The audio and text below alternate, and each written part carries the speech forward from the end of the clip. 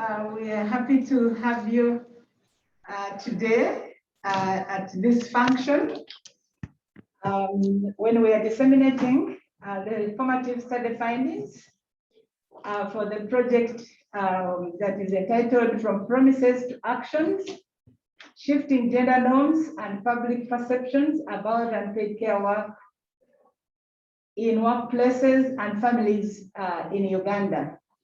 Right now, I'm projecting the program.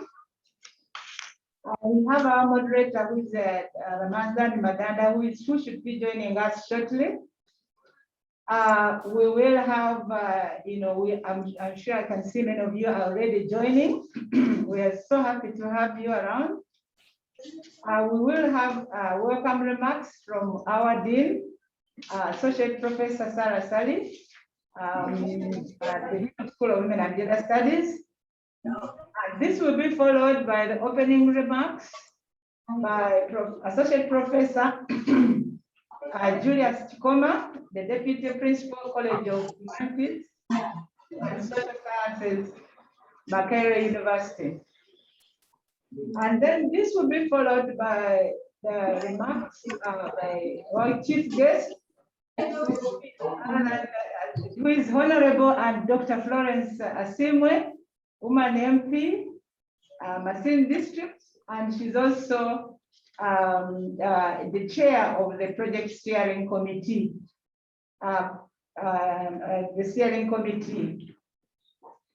This will be followed by a presentation on overview of the project and the formative study objectives and methodology. And then we will follow with the presentation of the findings. And then we'll have the panelists who will make remarks and comments on the findings, highlighting the role of the Ministry of Gender, the religious leaders aspect, and also the civil society. Thereafter, we shall open the plenary for discussion, question and answer, and thereafter we shall go for a closing session. This is a virtual meeting. It's not the ordinary meeting, and we would request that each one of you who is attending, please register in the chat room your name, your organization, your telephone number and email address. We may need to contact you or we'll invite you on other subsequent events. I also want to have a record that you attended this function. So thank you so much. We are very super excited to have all of you and to share our findings. If you have any comments during the presentation, please do go ahead and put it in the chat room. We shall be looking, the panelists and the presenters will be looking at the presentations and the comments, and they'll be able to respond accordingly during the appropriate time. So once again, thank you so much. I'm just checking if the moderator has joined, Madanda. Yes, Madanda. Yes, Professor, I have joined. I'm online. Yes, I would like to hand over to you right away. Yeah, thank you very much, Professor Grace Bantevia. Thank you very much, our chief guest. Thank you very much, our distinguished participants, our academicians, our researchers, and everyone else that has joined this meeting. Greetings from Arua, where I'm joining this meeting from. And possibly, that's why there were a few hitches. My name is Madanda Ramanzan, international in Uganda as a Gender Justice Program Manager. And, CARE International and Economic Policy Research Center and School of Women and Gender Studies come together with the support, of course, from EPRC to implement this very exciting project, as we'll begin to hear from the different presentations, which is From Promises to Actions, Shifting Gender Norms and public perceptions about unpaid care work in the workplace and families in Uganda. We are very delighted to host you here virtually. We wish it was physical, but we hope that the future will bring us together more physically. We're glad to meet very distinguished and exciting friends and colleagues like Honorable Florence Asimo here now, Woman MP Masindi. Very welcome. Very welcome, Associate Professor Sarah Sadi, Julius Kapomo, and Paul, Angela, Sheikh Mohammed. Very welcome from the Uganda Muslim Supreme Council. I think we will, get started. We are doing very much still on time. So I'll take this opportunity to welcome Associate Professor Sarah Sadi, who is the Dean of the School of Women and Gender Studies, to welcome us to this discussion. Professor Sarah Sadi, you're very welcome.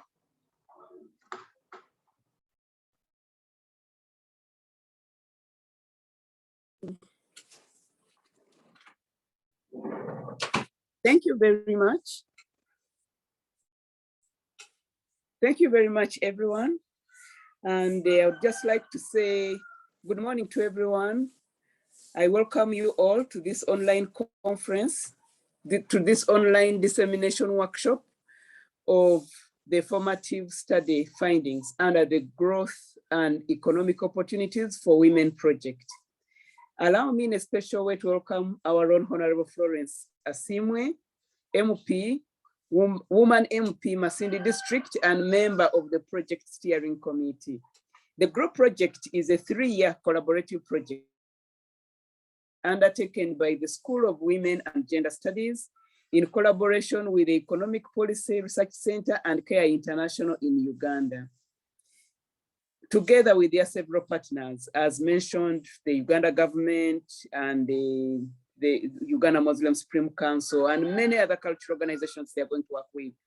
The project partners undertook a formative study as the first phase of the 3 years collaborative project under the theme, From Promises to Actions, Shifting Gender Norms and Public Perceptions about unpaid care work in workplaces and families in Uganda.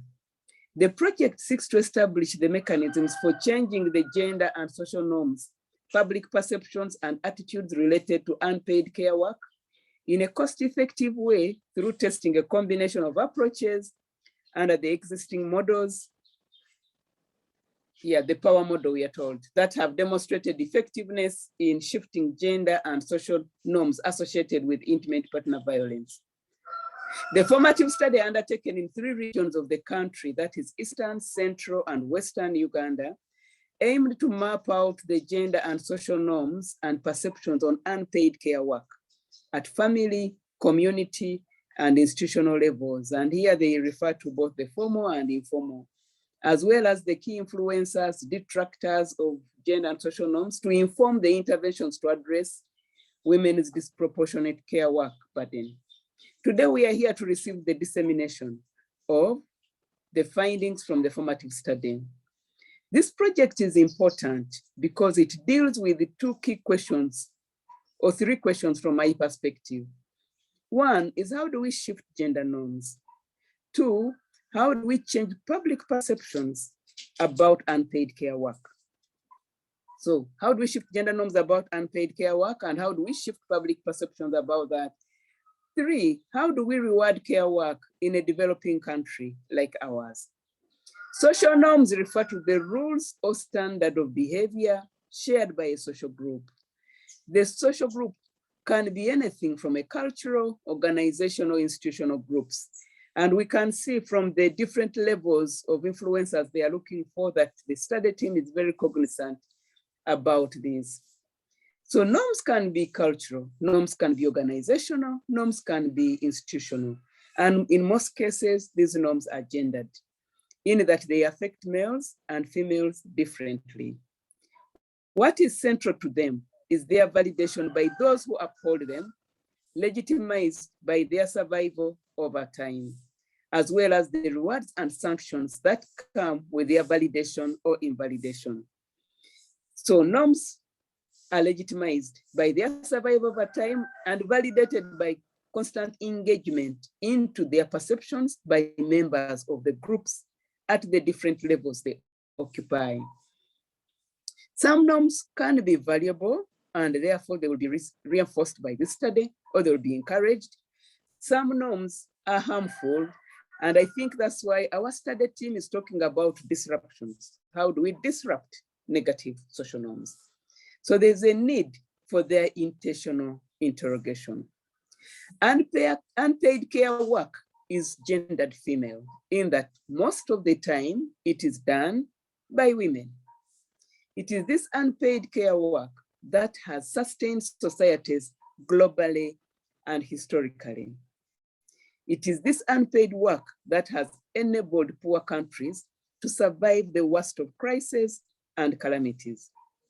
Unfortunately, this work goes unrewarded, be it financially or in kind. So when women are expected to care for sick ones, to care for children, we recently had a lockdown, they were expected to provide, all of this goes unnoticed. Okay, so this work goes unrewarded, both financially or in kind. It is perceived as women's work and not work that is crucial to social survival. Unpaid work, especially by women in the private sphere, according to Marxist feminists, is the main reason women are subordinated to men. While the traditional Marxist feminists thought this could be resolved by getting women into paid care work, into paid work in the public, contemporary Marxist feminists think this can be resolved better through paying for women's unpaid work, especially housework. For poor economies like ours, where gainful employment is below 15%, this challenge continues. It raises questions such as, what is unpaid care work in Uganda? Is it cultural? Is it women's work? Should we even be discussing and debating it? Number two, it raises questions of how should this unpaid care work be paid for? And three, it raises the question of who should pay for it, okay? Therefore, the GrOW study is very timely as it furthers the debate about these things, and hopefully after 3 years, it will provide us with an opportunity or with answers to these kinds of questions. A study in shifting gender norms is very important because norms inform the policies and practices and interventions. So we need this study to tell us and to guide us each time government comes up with interventions, whether these interventions are going to increase women's unpaid care work burden or actually they are going to resolve it. And this is very important because norms have the capacity to undermine the achievements of well-conceived ideas. So from my perspectives, and with these few remarks, I would like to welcome you all to this conference and wish you fruitful deliberations. And for the study team, I would like to wish them a good 3-year journey, knowing that as a Ugandan working in a feminist space, I'm looking forward to the answers of how to resolve this dilemma of unpaid care work in a very poor country like Uganda. So thank you very much for the opportunity. And I welcome you all to the conference once again, and I wish you fruitful deliberations. Thank you. Yeah, thank you very much, Professor Sarah Sari, for that very warm welcome. We learned that this is very useful work, but unpaid and recognized. And, you know, a few people take the burden over for all of us. So we hope that, you know, the models that we'll hear and all these approaches will help us to understand this more and hopefully shift it. Let me just recognize a few people here also online before I invite the next one. I want to recognize all of you from, we have a representation from EPRC, welcome, Annette. From Chambogo University, welcome, Betsy, Ange, and from Siwa, Miriam, welcome. And from all the way from Addis Ababa, Tigist, welcome to this session. So let me take this opportunity again to welcome Professor Julius Chikoma, Deputy Principal, College of Humanities and Social Sciences, Makerere University, to give us opening remarks. Professor, you're welcome.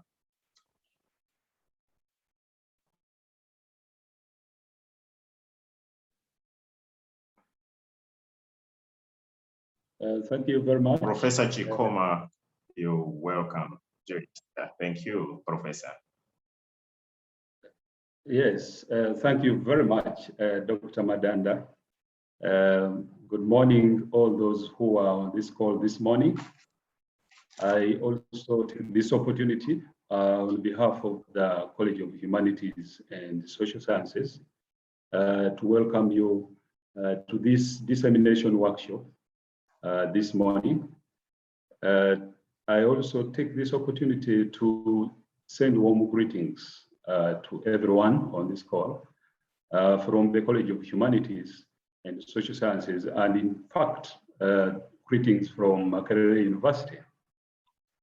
As College of Humanities and Social Sciences, as well as Makerere University, we are indeed very grateful to the collaboration between the institutions that is our very own, the School of Women and Gender Studies, the Economic Policy Research Center, and CARE International Uganda, who are organizing this dissemination workshop, which is about a very important and topical subject in this country.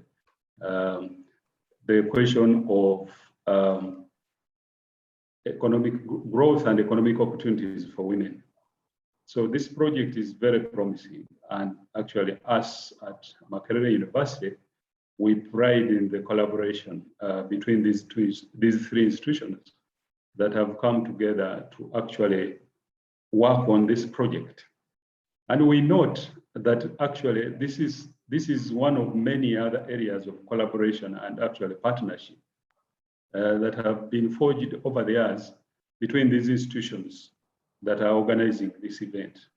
I am aware, and in another capacity, I'm part of another project where CARE Uganda and the School of Women and Gender Studies are working on a slightly different project, but still focusing on very important social issues that really touch every aspect of life in this country. So we are very grateful for that collaboration, and we are very hopeful that this partnership beyond this project is really going to raise the profile of the issues that this project will bring to the debates in this country. It is actually very refreshing again to see that the project has really focused on the questions that sometimes look underlooked, or questions that are really taken for granted, and that is in the area of gender norms. We know that the question of gender norms sometimes is something that many would consider an issue that should be taken up only by women, but we know that that is actually not understanding the very foundations of the challenges that all of us as humanity actually struggle in order to actually be able to bring everyone on board in terms of opportunities for development, opportunities for growth, and indeed opportunities for progress and prosperity. So the topic this morning and the focus of this project this morning, which is from promises to action, is very inviting, especially when it is focusing on actions in terms of shifting the gender norms and indeed the public perceptions about unpaid care work in workplaces and in families, in Uganda. I mean, it can't, everyone, there is no way everyone is not really affected by this topic. Whether it be it in the place of work where we work, be it in our families, this question of unpaid care work is all around us. And yet, when we look at the formal statistics, the formal indicators of labor practices, we find that labor market participation of women, if we are to go by those formal statistics, is lower. And this is not only peculiar to this country, but in fact to very many other countries on the African region. I mean, I was looking at, the other day, I was trying to look at some of the statistics. And it was like the women's rate of participation in the labor markets was standing around anywhere around 65, compared to something like 70 or above 70, 75 for the men. Of course, it is easy to think that the women don't have what it takes to participate in the labor markets. After all, you need certain skills, you need certain networks, and all these kind of explanations. But truth be told, the lower participation rate is explained by the very problem of the high engagement of women in non-market work. And we know, and we are aware, and all the people who are on this call will appreciate that besides homemaking and childcare, in fact, women spend considerable time in unpaid caregiving for the sick, for the elderly, and for men who are failing to realize that they also need to be able to look after themselves. I mean, it is too close to home, but let me just reveal something. I was getting concerned this morning while I was coming from home to work. I normally drive my wife to work, and then I make it from her place of work to here. This morning, we don't have the maid at home. Someone who helps us, the house help. And it so happened that before really my wife would actually come into the car, she had to make some arrangements to ensure that the children, the people at home, things are in order, so that when we come back, we don't find things upside down. Now, that is part of her work day. Meanwhile, I was in the car waiting for her and looking at the clock, because I was looking at it and saying, okay, now we are taking so much time. I might get late for this call. But here is the problem. I'm only looking at, participation in work in terms of, work I do in office. And if I was to compare my work I do in office and the work that my wife does on a daily, it is both in office, but also it's those kind of activities she was involved in just before she would go to the office work. So, but that's not captured in the statistics. The house help that was not in the house today, her work is also not captured in the formal statistics. So this is this is at the core, and it is at the heart, in my understanding, of actually this project. Part of the issues are the way that we see that at the end of the day, when we consider who has made better and more contributions economically to the household, we will tend to look at the money that I will bring in my household, for instance. But we will forget that in order for me to be able to be comfortable and to go and carry out the work I will carry out in the office, there's been these activities that have supported this formal work. And it is that I think that underpins this question of promises to actions. There have been a lot of promises. There has been a lot of English written about women's efforts and women's inclusion in activities, economic activities. But there has not been sufficient frameworks to help us to see the constraints and the burdens that come with that inclusion. The relationship between caregiving and labor market outcomes of women is therefore important to the development and development of appropriate policies.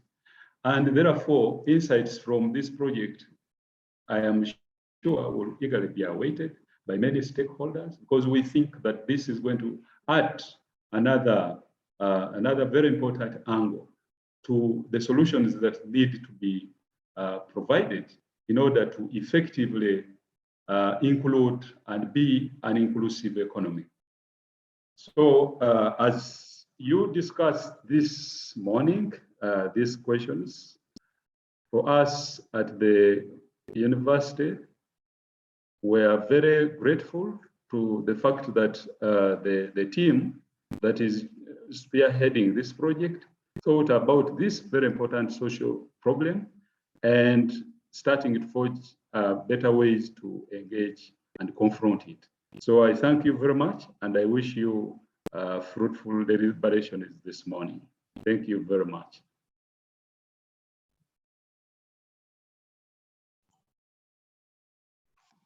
Thank you very much, Professor Chikoma, for those very, informative comments and also the warm welcome.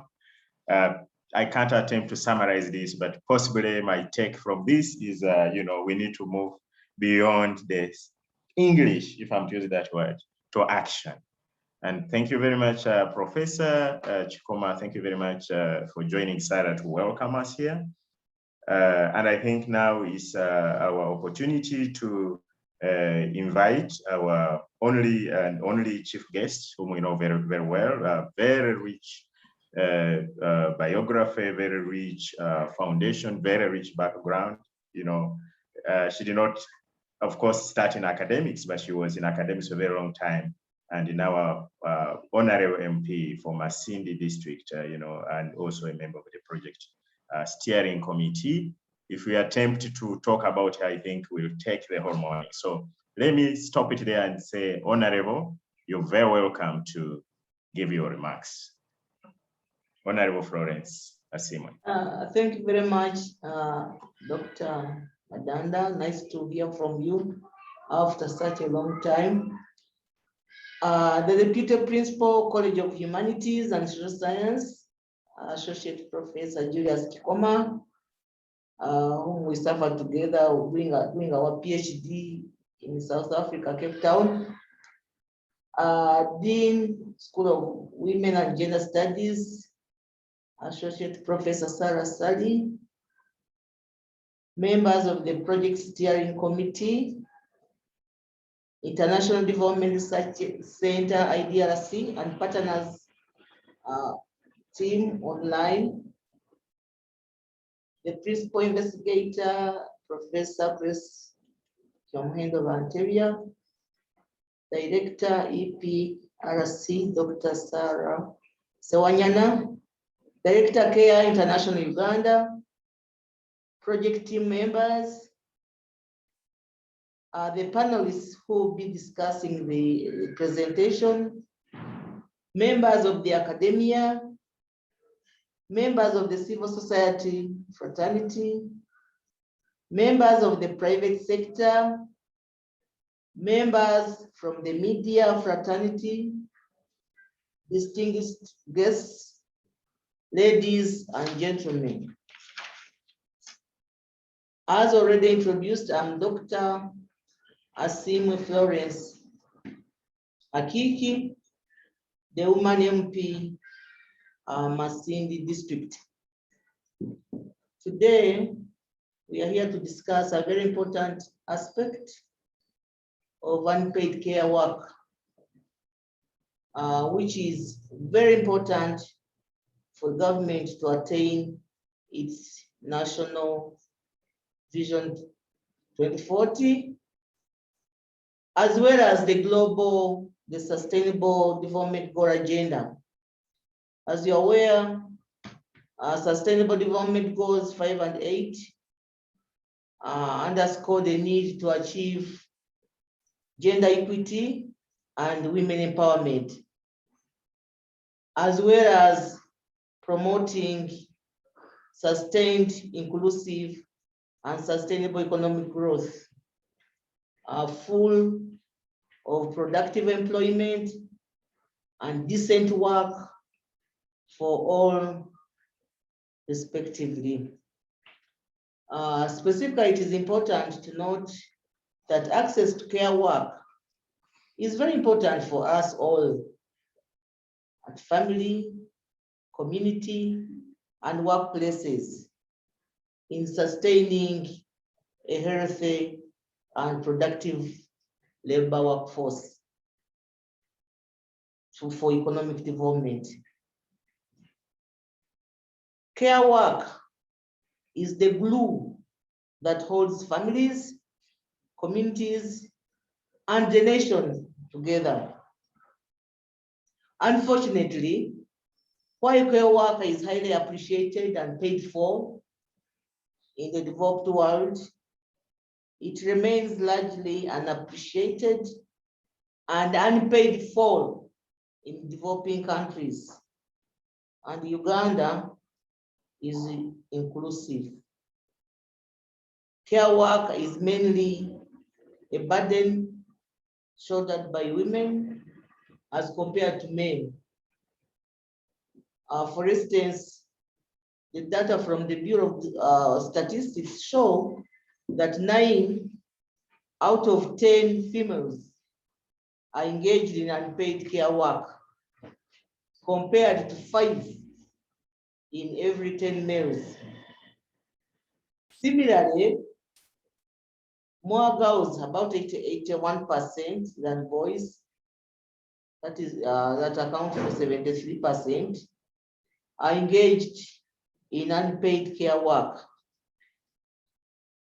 When you look at the unpaid work geographically, it is more in rural areas compared to urban areas. As a result, the women care burden determines their decision as when to join labor market, when to depart, how many hours put in, what type of job to aspire for, and even what type of career to actually take on. Notably, the labor participation rate for males is higher, that is 52.7%, than the one for female, which is 44.9%. This is reference to UBOS or Uganda Bureau of Statistics 2018. These gender gaps have been widened by the COVID-19 outbreak. And the measures that have been contained in addressing the COVID-19 have indeed impacted on women, because women have tended to be confined at home, to take on care work as a full-time job with no pay and limited appreciation. Well, recently, there has been increased global and national recognition of unpaid care work, as evidenced by both global and national level policy and program interventions. At the national level in Uganda, for example, various policies such as the National Employment Policy of 2011, the National Gender Policy, which needs also to be revised, of 2007, and the National Social Protection Policy of 2015, and underscore the importance of monetizing care work to promote gender equity and women empowerment. Also, Uganda at the workplace conducts the National Time Use Survey to increase the visibility of unpaid care work. through better statistics and looking at the people's contribution to the economy. That notwithstanding, unpaid care is still existent in Uganda households, communities, and workplaces. The evidence shows that most interventions fall short of tackling gender norms, social norms, entrenched in the various religions, cultures, and tribal contexts that shape the roles of men and women in society. As such, this points to the need for gender transformative interventions at the different levels: family, community, and policy level, to address these structural barriers that drive unpaid care in society. And of course, as an MP, my level usually is at policy, and that's why we need to discuss some of these things in Parliament.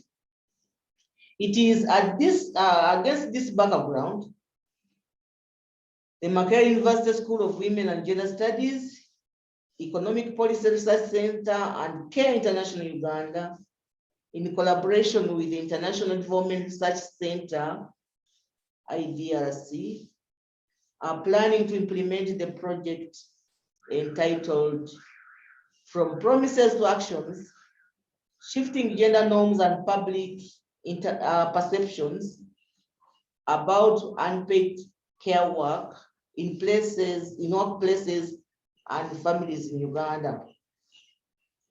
This 3-year project will focus or leverage power, using the power model interventions to address gender social norms at household, community, and policy levels, to address unpaid care work. By revisiting these norms, these interventions will promote recognition, reduction, and redistribution of unpaid care work at household, community, and policy level. This will consequently promote or encourage the participation of women in the labor market, leading to improved labor market outcomes and gender equality. This project, I've made to understand, was commenced in March 2021, has accomplished a number of activities, prominent of which is the formative study conducted in the 4 districts of Masindi, Parisa, Mpigi, and Imbarara, whose findings are going to be presented today. So the issue of understanding the social norms related to unpaid care work is very important in the design of interventions. I'm looking forward to hearing from the researchers what they have found out in the field regarding this important subject matter. As a member of Parliament, I wish to thank the International Development Research Center, EPRC, for providing this valuable funding amidst COVID to the project, and also congratulate Makerere University School of Women and Gender Studies, EPRC, and Care International Uganda upon winning the grant to implement this project. I know the competition was tight, but well done and congratulations. It is therefore my profound honor to officially open the dissemination meeting for this formative research findings. The launch of this 3-year project will impact on the well-being of Ugandans for God and my country.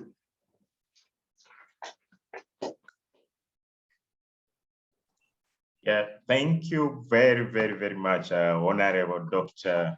Professor Florence Asimu Akiki, for those very, very, very nice opening comments and remarks from our own chief guest, whom we know very much. Welcome again, all of you. I don't think I repeat anything, but at least for now, we are comforted. It's an official opening. We are also comforted that from the individual level, gender norms are being had up to policy making level. Legislate might, find its way definitely through you and others into the legislative and policy agenda. Let me, at the same opportunity, welcome and recognize the presence in here of Angela Nakafero, our own commissioner for gender and women affairs, which is also representing the other very important side. And of course, from the civil society, we also have Ronald Matanda, my namesake from the Uganda NGO Forum, head of programs. Very welcome, and all of you from Makerere, from various institutions, very, very warmly welcome. I must say, we've lost about 10 minutes, so after this point, I'll be, alerting the forthcoming presenters in case time is not doing very well. I raise my hand on the screen or somewhere so that to signal that you have about 1 or 2 minutes to proceed. So we've been hearing about, the project from promises to action. What is it all about? So it is none other than the principal investigator, Professor Grace Bantebia, from the School of Women and Gender Studies, Makerere University, who is working with a very, robust team. Maybe if she has time, she will touch it. If not, at another time, to take us through the project overview. We've been touching it here and there, but what is this project all about? And what is formative about the project, and what happened before we go into the presentation of findings and the panelists. So Professor Grace Bantebia, very welcome to present your session. Thank you very much, Professor. Thank you very much, Madanda, for the moderation. I would like also to take this opportunity and thank the guest of honor who has opened this meeting, and the remarks that are made by the dean and also the deputy principal. Yeah, I thought Madanda would introduce the team, but we have a comprehensive team which we'll introduce at the end of this presentation. And right now, I would like to introduce the project brief. Broadly, what motivated us, we know that in Uganda, women and girls spend as much time, as twice as much time as men and boys, as has already been pointed out by the speakers, on unpaid care work. And the gender norms are known to be key drivers for this decade because it has not been changing for generations. I know, like in the field work,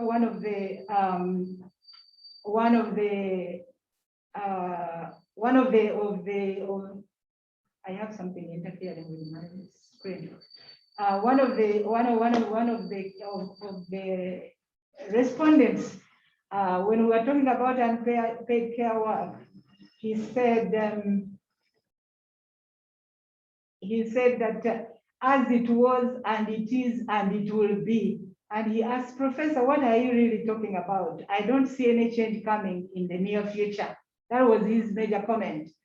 And we know, and as we have also just heard, that COVID-19 made it worse for the carers, especially women who took over, an extended care burden.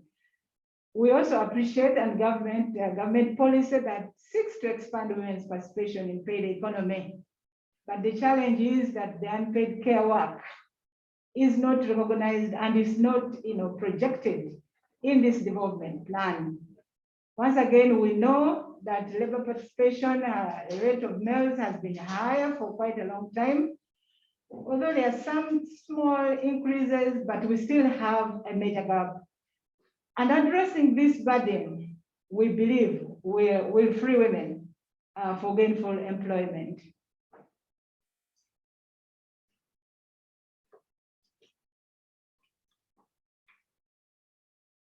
The project, and it is against that background that we really thought carefully, and we're so happy that we were funded for this project. We want to explore the scalability of a promising intervention, the power model. I know the speakers have also mentioned it, and they'll talk more about it.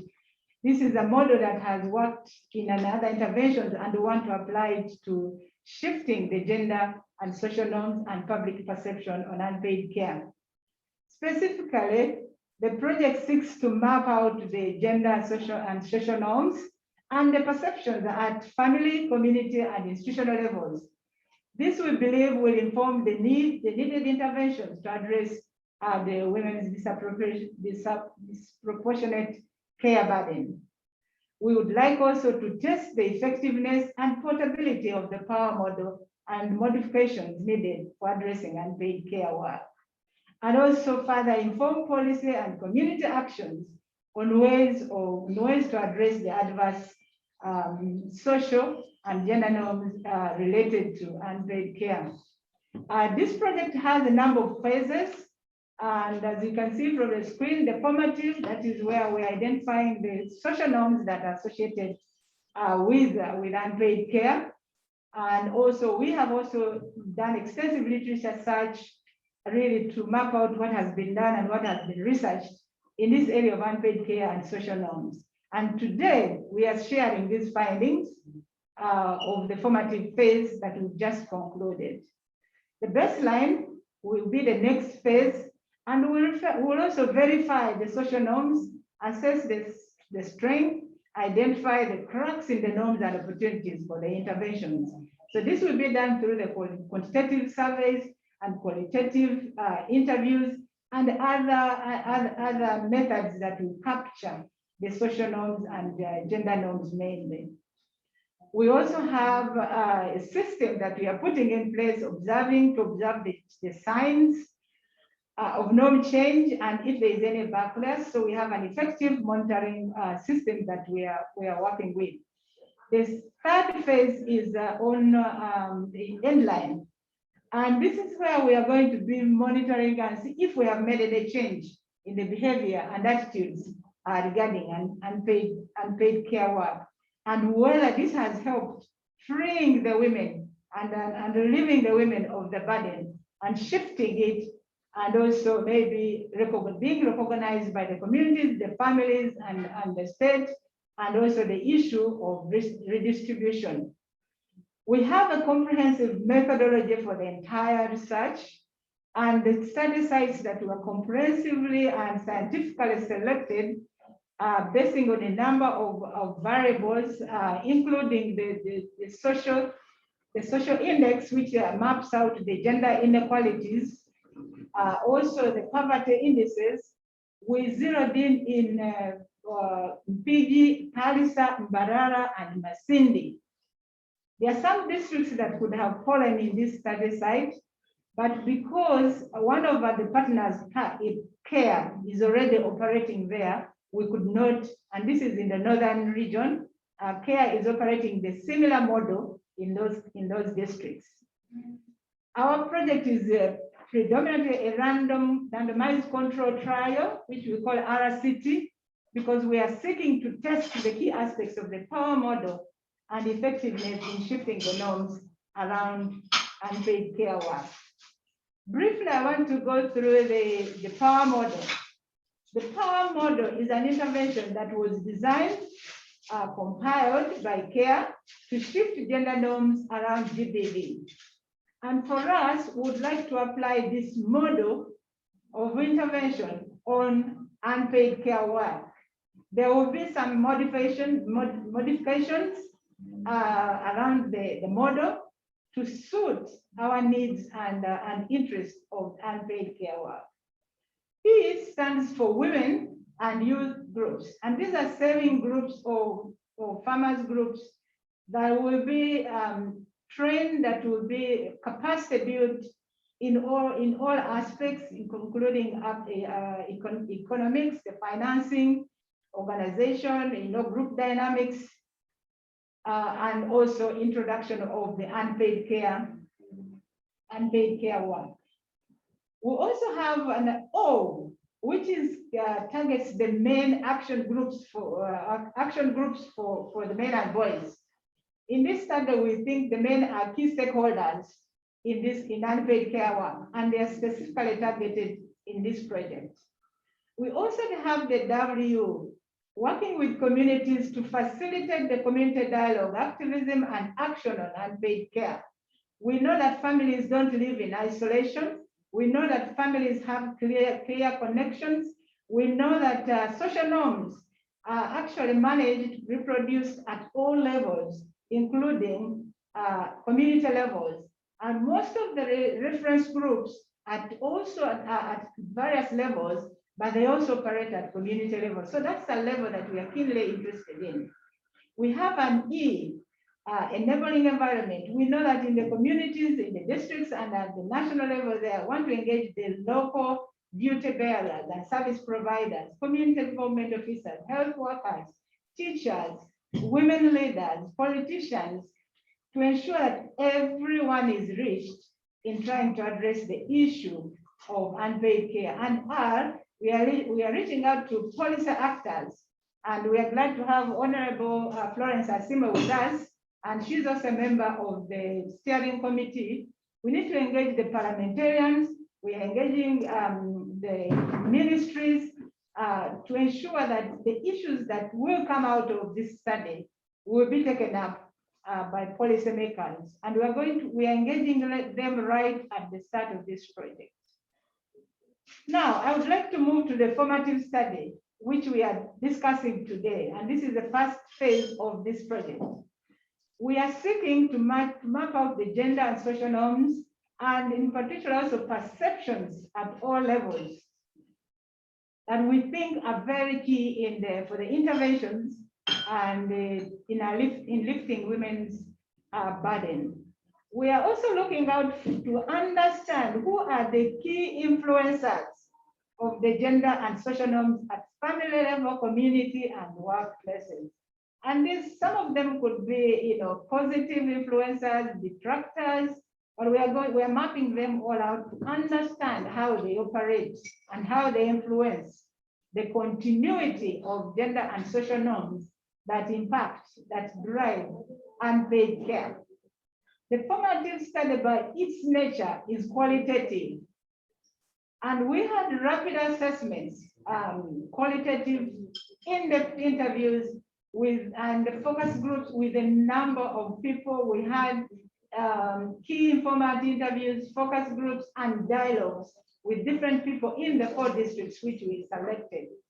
We also engaged with a number of key respondents, adult women, men, both rural and urban, key informants at all levels, young girls and boys at all levels in rural and urban areas. We also picked out the elders, both women and men, who could really guide us and who would understand the history of the social norms and also unpaid care. We engaged with the district officials. We engaged with market leaders and market women and market men in the urban areas. In particular, we engaged with teachers, health workers, religious leaders, and cultural leaders.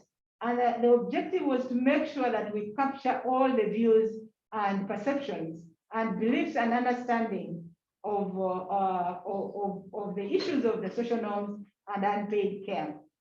So at this moment, I would like now to invite my colleagues, Associate Professor Paul Bukulichi and Associate Professor Florence Muhanguzi, who are both project team members. Other project team members include Dr. Madanda, who is moderating, and then the other one is Dr. Madina, who is also watching online, and the other one is the ED, Dr. Sarah Sewanyana. So right now, I'd like to invite Associate Professor Paul Bukulichi to start us off on the findings that we picked. I would, however, want to put a rider here. We have a lot of data that we are pulling through, but we just have pulled out the key issues that are emerging for this presentation as we prepare also to go to the baseline. Thank you very much. Now, Paul. Yeah, thank you very much, Professor, for introducing this and showing us a little bit more on what it is and power model, which is going to be part of this discussion. Just to remind us, Professor Paul, coming on board as you straighten your collar and Florence, that you take about maximum 15 minutes each. And then we will have our panelists who will follow after that. Miss Angela Nakafero, who is now actually a PhD, honorary PhD recently. Congratulations, she was recognized by a UK university for her role on GBV programming. And then also Sheikh Muhammad Ali Waisa from the Uganda Muslim Supreme Council, who will also be our next panelist. And then Miss Rita Chiro, Executive Director, UNAIDS. So thank you very much, Professor Bukuluchi and Professor Florence. I guess you are now ready to take us through what we have been waiting for. Professors, you're welcome. Yeah, thank you very much, Dr. Madanda, for guiding us. Thank you very much, Professor Grace Montevia, for the project brief and the methodology that we are undertaking for this project. I also would like to thank the participants that we are honored to have you in this meeting as we present our findings. So the background has been given. We will delve into the findings for the formative study. And our presentation will focus on the local meanings of care and unpaid care work, the nature and forms of unpaid care work, the distribution of unpaid care work, looking at time use and the care work being done in the communities. And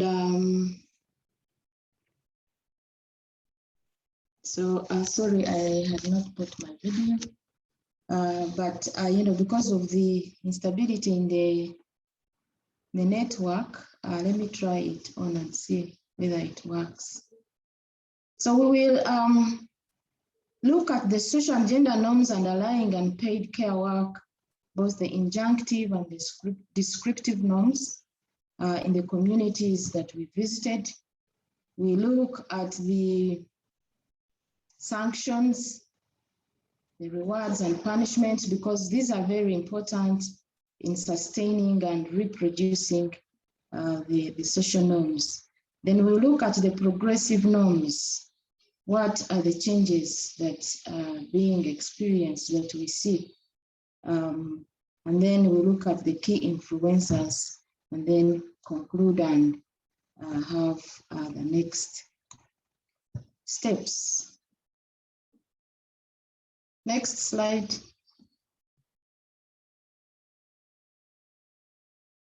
Next slide. Okay, so one of the key areas that we focused on was to understand whether the communities understand what care is. And our findings reveal that people, men, women, boys, girls, they all understand what care is, and they described it to mean well-being of the family, well-being of the communities, but with each gender contributing in a different way to the kind of care that is being done, but all in line with the social, cultural expectations of the communities that they live in. They described care work around responsibilities in the home, as you can see the voices there. Although sometimes you have to move beyond the home and go into the communities. It's around being able to provide for the family, meet the basic needs, medical care, issues of protection, especially at night, ensuring that the family has security. That was the men's understanding. And then the women's understanding of care work was around responsibilities done in the home for the well-being of their families. Then we also wanted to understand how do communities understand what we call unpaid care work. And our interaction revealed that both men and women were struggling to really understand the concept of unpaid care work, which to them sounded new. It sounded out of place and even awkward, because it was not easy for them to relate payment to work that you do for your children, to work that you do for your loved ones, to work that you do for your family members. And so, as you can see in the voice here, one does caring work not to get something out of it, but you want to ensure that the family survives. And here, when they were talking about care work, they regarded women as a foundation of the family. And so if you are a foundation of the family, you have to make sure that your home is organized. You have to make sure you have to be a good parent, you have to be a good leader, and you lead by example in terms of doing what is expected of you, in terms of doing your obligations. And ensuring that your home is organized in a way. Next slide. And they described a number of forms of care work revolving around cleaning the home, preparing meals, different meals, but also they talked about care work relating to farming and especially farming for home consumption, fetching water, and the like. This table shows to us the distribution of work, and as you can see, the ticks shows that most of the work is actually done by women and girls. The men are mainly around doing work that relates to production, and the like. Women wake up very early to ensure that the home has food, the home is clean,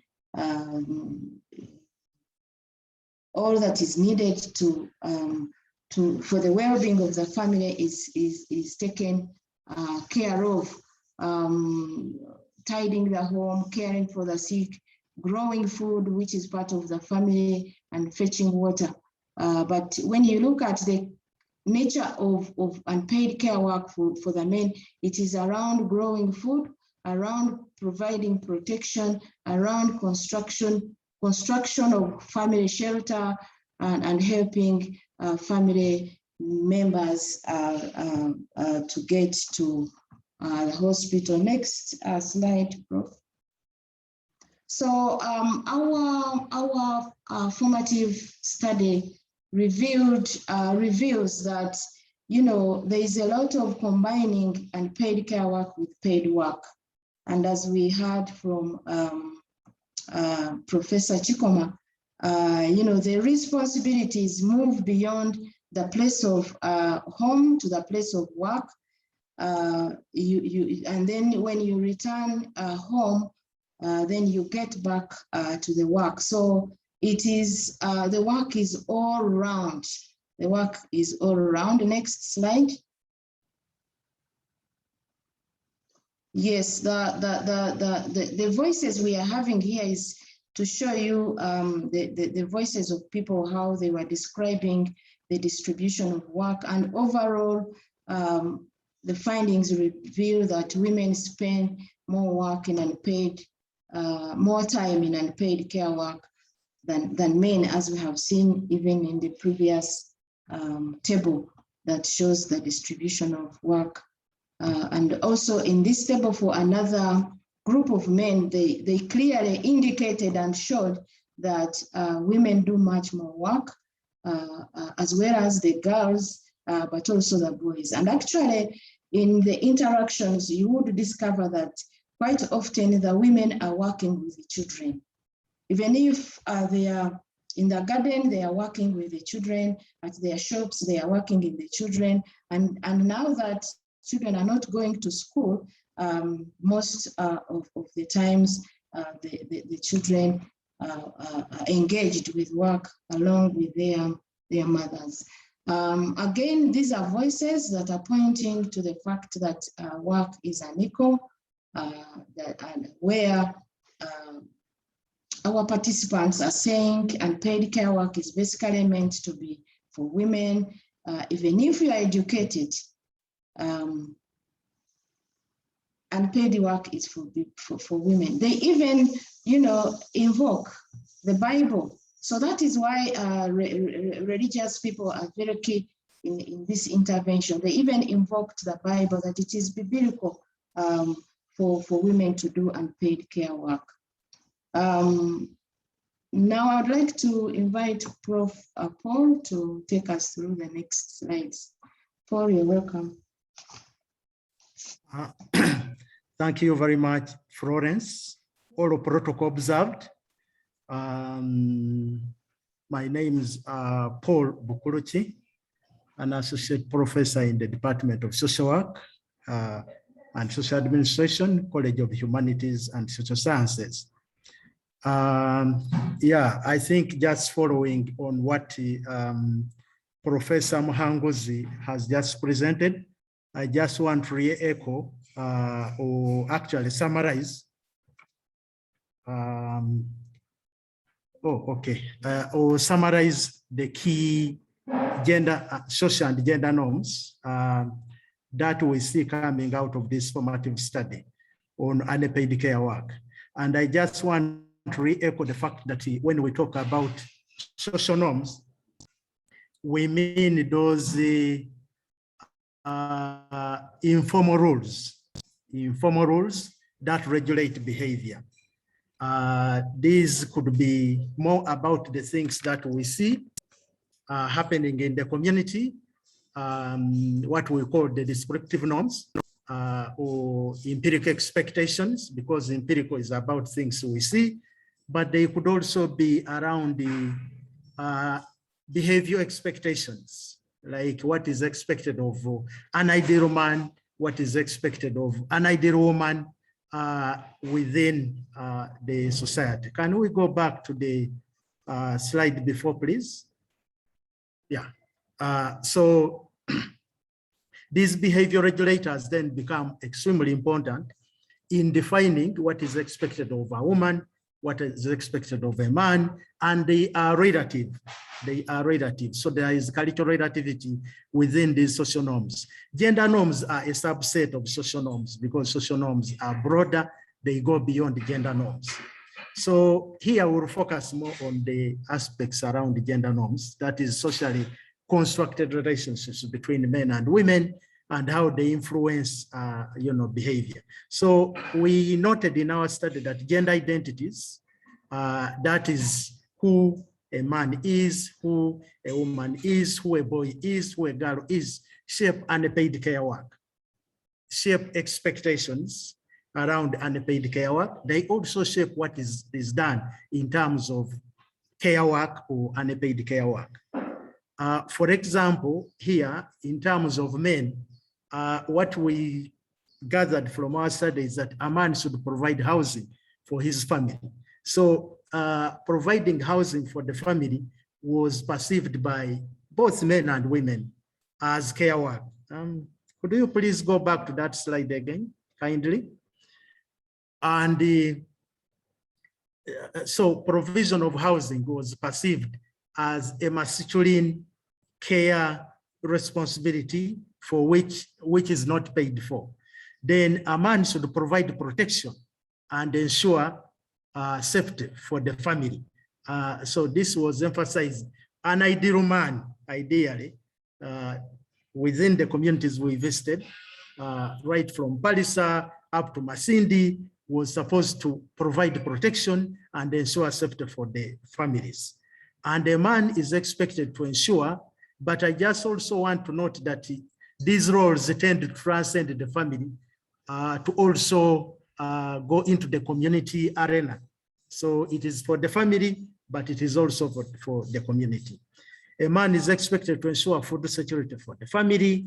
A man should take his family members to seek health care, like taking a wife for antenatal care, children for treatment. So you will see when we start looking at the gender norms associated with women, that some of these will be tweaked. A man should not engage in domestic work designated for women. In others, the boundary was very clear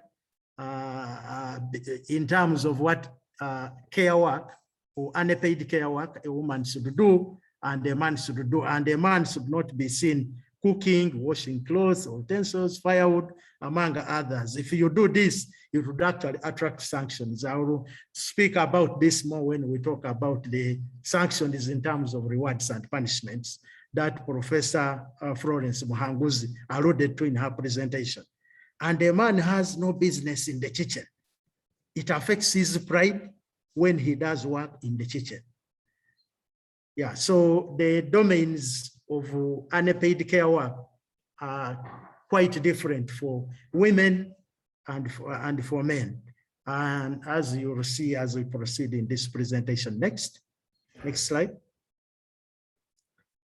Just to cite some voices here from Mbarara and Masindi, but which are similar to most of the voices that were expressed in Palisa and in Mpigi.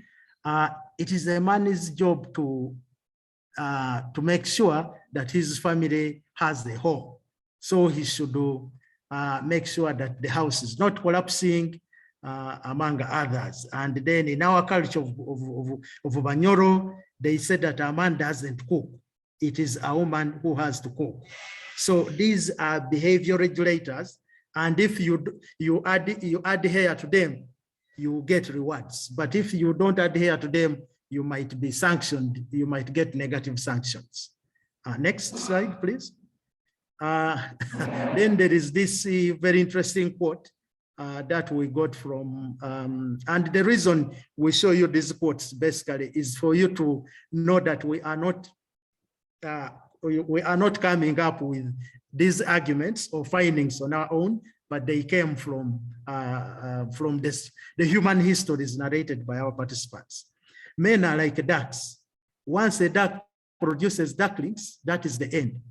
These have to take care of themselves. Unlike a hen that has to look after its chicks. Men are like ducks, whereas as women, we are like hens.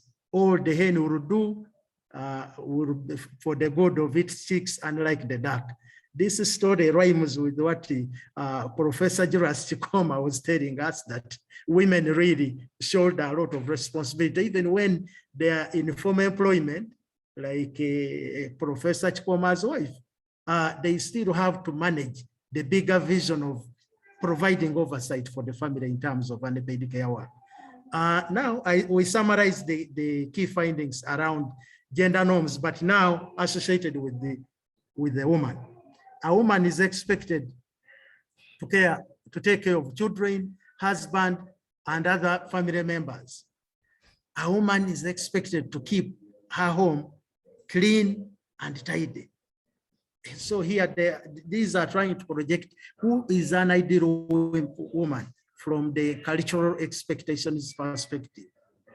A woman is expected to take good care of the visitors.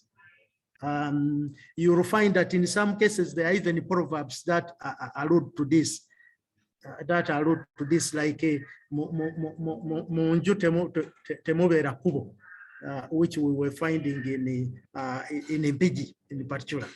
A woman should ensure that her household is food secure. A woman should take care of her husband by serving him food, taking bathing water at the bathroom, among others. Then a woman should cook. So a woman should cook for her family, her children, and the food should be available at any time, whether it is morning or evening. So a woman full time is engaged in cooking. So these behavior expectations around a woman then shape behaviors around unpaid care work with all their consequences around women empowerment and full participation in economic and social activities outside the domestic sphere. Some quotes here for us, like this one came from Palisa, which says, Eya nyeremu temenya ntamu. This is, I think, this is Rugwere. Eya nyeremu temenya ntamu, meaning that the food for the household head does not destroy the cooking pot. In other words, that pot must have food all the time, and the woman has responsibility to ensure that that food is available all the time. Women are supposed to have responsibilities in the home, sort of again confining the woman more to the domestic sphere, which is associated more with definitely unpaid care work. A woman should do, you know, bathe her children, clean them, blah, blah. So a lot of activities around a woman. Some of these already alluded to by my colleague, Professor Florence Muhanguzi. And here in Vunyoro, a woman, the word woman was a word that meant tightening her home. That is where the word woman comes from, or mukazi. So you see that even the language of describing a woman, the translation of this woman in terms of languages, in terms of proverbs, in terms of idioms, all talk about this unpaid care work. Next, please. I will now go to sanctions, just to make sure that we stay within the time. These norms are policed. Adherence or non-adherence to norms is policed by rewards and negative sanctions. For example, if a man is seen to be involved in, to be doing work which ideally should be for a woman, they would say that he's bewitched. Either the wife bewitched him or somebody else bewitched him. Next slide. And he becomes a laughing stock if he's seen not to adhere to those roles around unpaid care work for a man and a woman. He's perceived to be, he becomes the laughing stock of the village.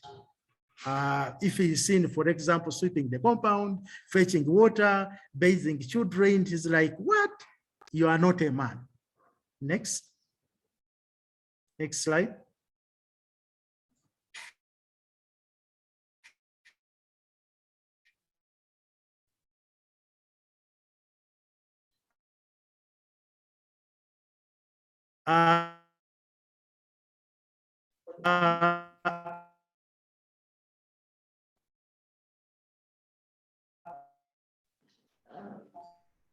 More sanctions are only mentioned.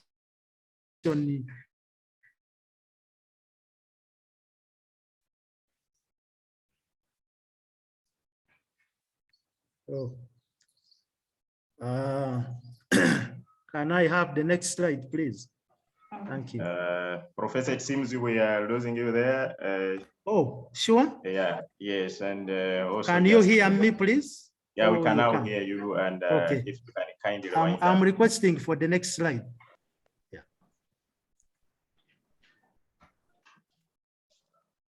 Yeah, so beyond the sanctions that hold the behaviors or the social norms, the social and gender norms in place, we have found some progressive norms, some changes to relatively more gender equitable participation in unpaid care work. You can call this maybe either reduction or, but more redistribution. Like women, such as fetching water, firewood, and cleaning the compound. But definitely these are still simply evolving.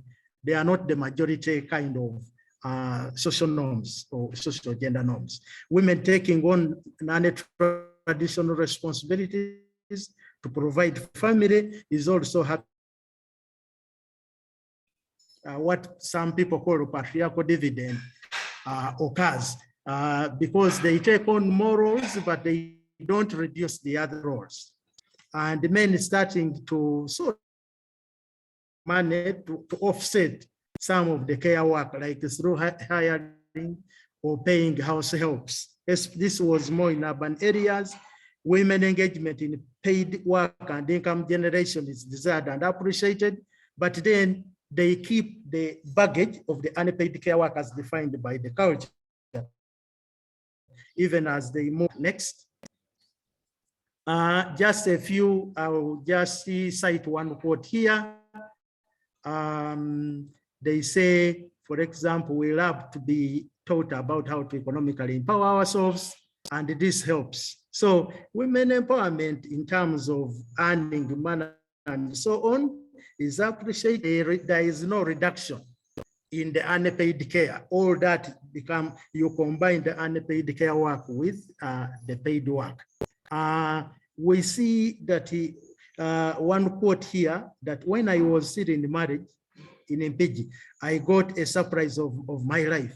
One time, as we were coming from the garden, my husband picked a log, carried it, and when we reached home, he split it. I was surprised. So there are these indications of changes, but they come as a surprise.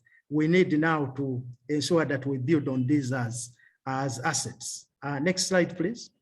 Professor, my hand is up, so I hope you still need a few minutes. Thank you. Oh, Professor Paul, I don't know whether I've lost you again.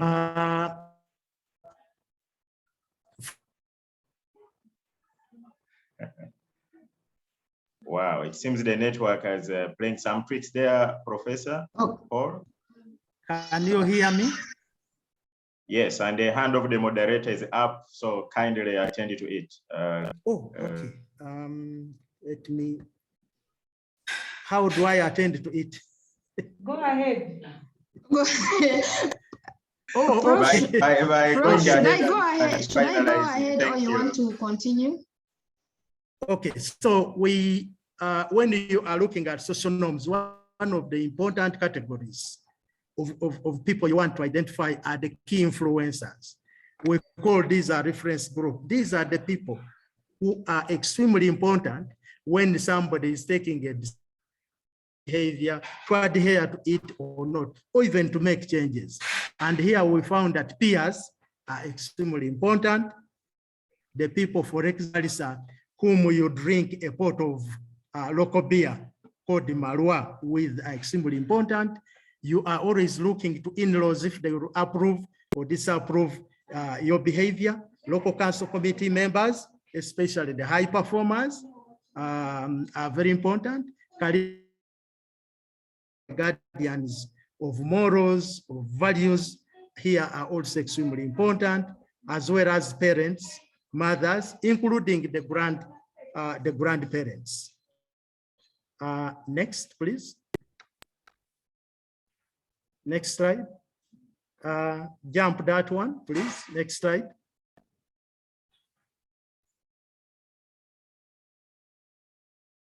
Please. Yeah, this is one of the voices just now to demonstrate the fact that there are some existing interventions, but they are really very, very few. Most of the interventions are around the GBV, gender-based violence, and sort of they touch a little bit of issues around unpaid care in terms of changing power relations, but they do not touch. The other intervention that we found was to do with some labor-saving technologies, especially the mud stocks. But these are really very limited. This is why this project would be coming in to fill a very huge gap. Over to Professor Grace. Yeah, thank you very much, Paul, and sorry for the internet. Now, as I said before, we have a lot of data that we are still shifting through, but there are a number of things that are emerging in these findings. One that we are closely looking at is the gender norms associated with unpaid care are closely linked to women's and men's identity of a real woman. And in the communities, they discuss a real woman. It seems unpaid care defines who a real woman. And then a real man, and that complexity, it was raised throughout the discussions with all the respondents. And I think we need to really interrogate it further and understand it and look at it as we are doing the interventions. The other issue that came out very powerfully was the group identity, which remains very powerful in enforcing the expected norms. For instance, people would say, you know, what would other men say if we go for a drink and then they found that I had been cleaning, then that would be that I'll be shaming the men, and actually I will be characterized and classified as bewitched, and the woman being not a proper woman who allows the husband who does the work. The shifts in unpaid care work are reported minimal, especially the change is in urban areas, but in rural areas, it is as it was and is, and it will be, some of the respondents pointed out. Women remain the key players in unpaid care work, and they have also added on productive work. All around the study area, we found that women had small businesses around the home, and that was seen as a form of empowerment, that they are able to generate more resources, more money for the families. The handicap is that they realize that men are no longer paying and taking on some of the responsibilities because women were earning money. But almost every home, they had small businesses, poultry, pig, even along the road or near the home. So that is something that they combined with unpaid care. And overall, in all the districts, there were no interventions to address the unpaid care work. They were really very minimal. And there may be general developments, maybe some labor saving technologies, and some talked about maybe improvement of the water by bringing some boreholes, which water, by the way, the water from the boreholes, men do not like to take it. We don't know why, but they say it's not desired for drinking. So they still do go to long distances to collect the clean money. So in principle, there are really no interventions, and that most of the district officials we really would ask, do you really want to change unpaid care? Do you really think it is changeable? So it is something that they had not thought about in terms of addressing it. So finally, those are the few comments. Finally, this is what we are seeking in principle. And we hope next time we engage, and when we finalize the report, it will be more detailed. We intend to use more voices, because social norms, people really were expressing themselves deeply and describing themselves. I'll not forget this, when women said that they are the door, they are described as the door of the home. So they must keep the house very clean and provide for it. So Madam, I'd like to stop here. This is what we desire, and sharing and also shifting, but more than just sharing. So thank you very much, and thank you for listening to us. And we'll definitely share once the final report is completed, which will be detailed with many voices and many experiences that we picked from the 4 districts. Thank you very much. Thank you, Professor Grace, Professor Florence, Professor Paul. I think the members will agree with me that we did not want to stop. And we actually, if everybody agrees with me, we are looking forward to read this report, and I'm sure I will not put it down until we finish it. So thank you very much. From, of course, all these discussions, I think we note, for example, that, and I think it was Florence who mentioned the, people invoking the Bible by as an example, but in this case, invoking religious explanations for agenda, and I'm happy that we are talking about the gender norms that we have zeroed into beyond the broader social norms. So that implies that religious interpretation is very important. And of course, on our panel here we have Sheikh Muhammad Ali Waiswa, who is Deputy Mufti at the Uganda Muslim Supreme Council, who will bring in that perspective. At the same time, we see that gender norms are very critical in underlying the notion, the issue of unpaid care work. And we are also privileged to have Rita Chiro here, the head of Uganda Women's Network, which is a network of several women's organizations from the national to wherever we are operating in this country. So this is, I think, a person who has been working frontline on gender issues. And then we also have Ms. Angela Nakafero, newly crowned or soon to be crowned PhD.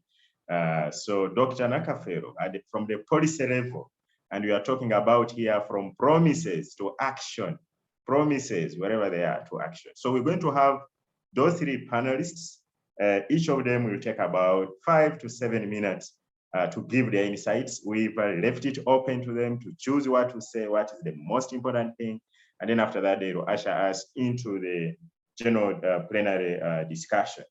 I think we will begin with, I want to reverse the order here a bit. We begin with Sheikh Muhammad Ali, then we will have Rita, and then we shall end with Angela, if you allow me that. So Sheikh, by the way, Sheikh is also a professor the other side, is a highly knowledgeable person in the Islamic faith. So Sheikh Muhammad Ali Waiswa, Uganda Muslim Supreme Council Deputy Mufti, you are very welcome to give your views on this point.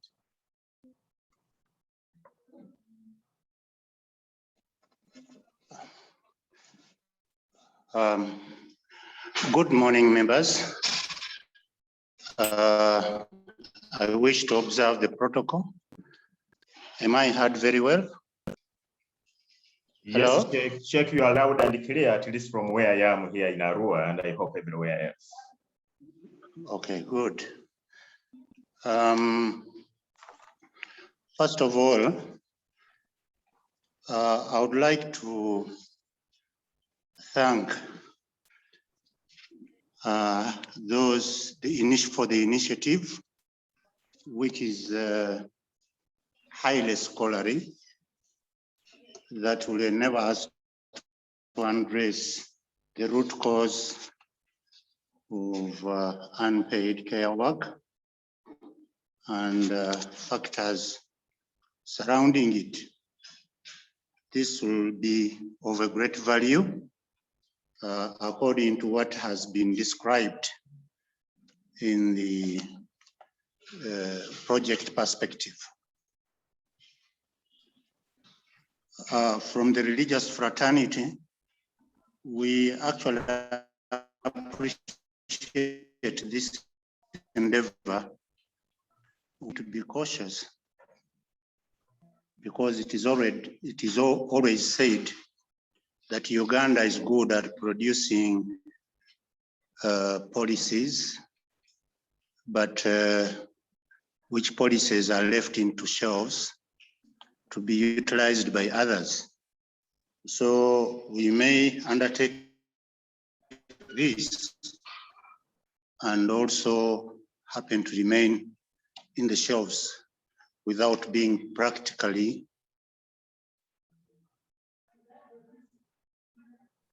used in our respect. Our focus is on unpaid care work from kind of the traditional perspective. Whereas I look at the contemporary challenges, human trafficking, now working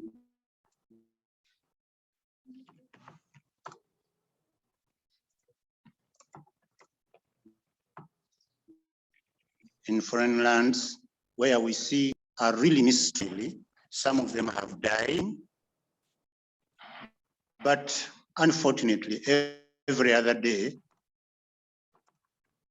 you see a bunch of many others who are being taken to the same direction. I don't know whether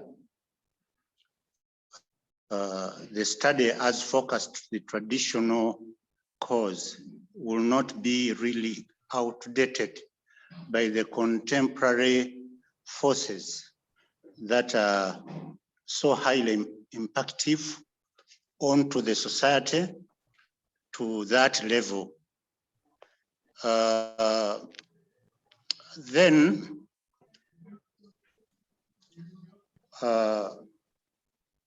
we also need to consider a few critical issues. Now, in regard to the understanding of the concept, how do indigenous communities understand the concept of unpaid work vis-a-vis the traditional community collaborations? You know very well that we live in an extended form of families.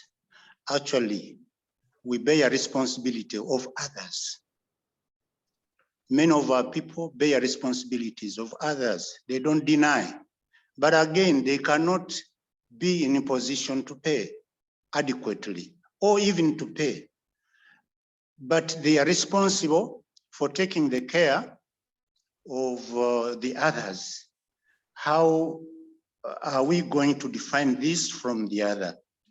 How do we advocate for women's empowerment without generating conflict with existing social norms like the extended family norm? And then also, sometimes an attempt to label people's culture as negative can be counterproductive. Community dialogue involving all stakeholders is really critical for effective social norm change. I think we need to embrace the stakeholders into this aspect so that we interact with them to understand our objectives and our kind of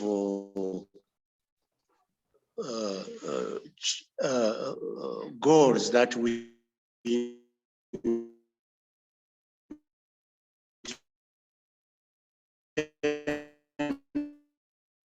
to achieve out of the, as we engage, such as cultural leaders, religious leaders, who should be at the forefront to leading a community-led response for sustained social norm change. However, for this to happen, mindset change is critical. To what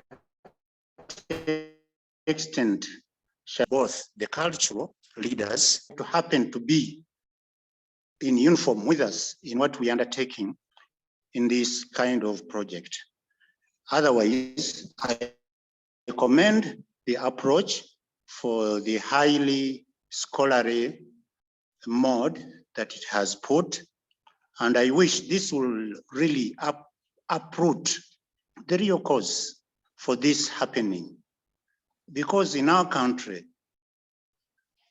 there is a lot of unemployment on a very high scale. Sometimes somebody employs someone as helping, maybe to get some little food to eat or something.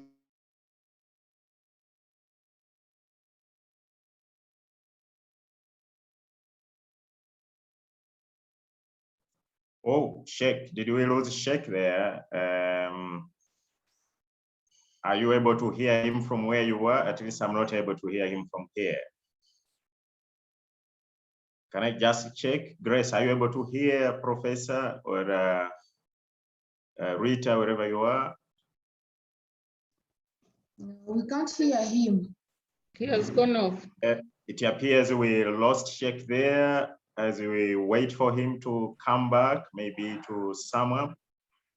I think Sheikh was, appreciating the approach and, rooting for us, driving into the real, what they call the root cause for many of us who are frustrated with the change being slow, saying where is the root? And I see this resonating in so many countries.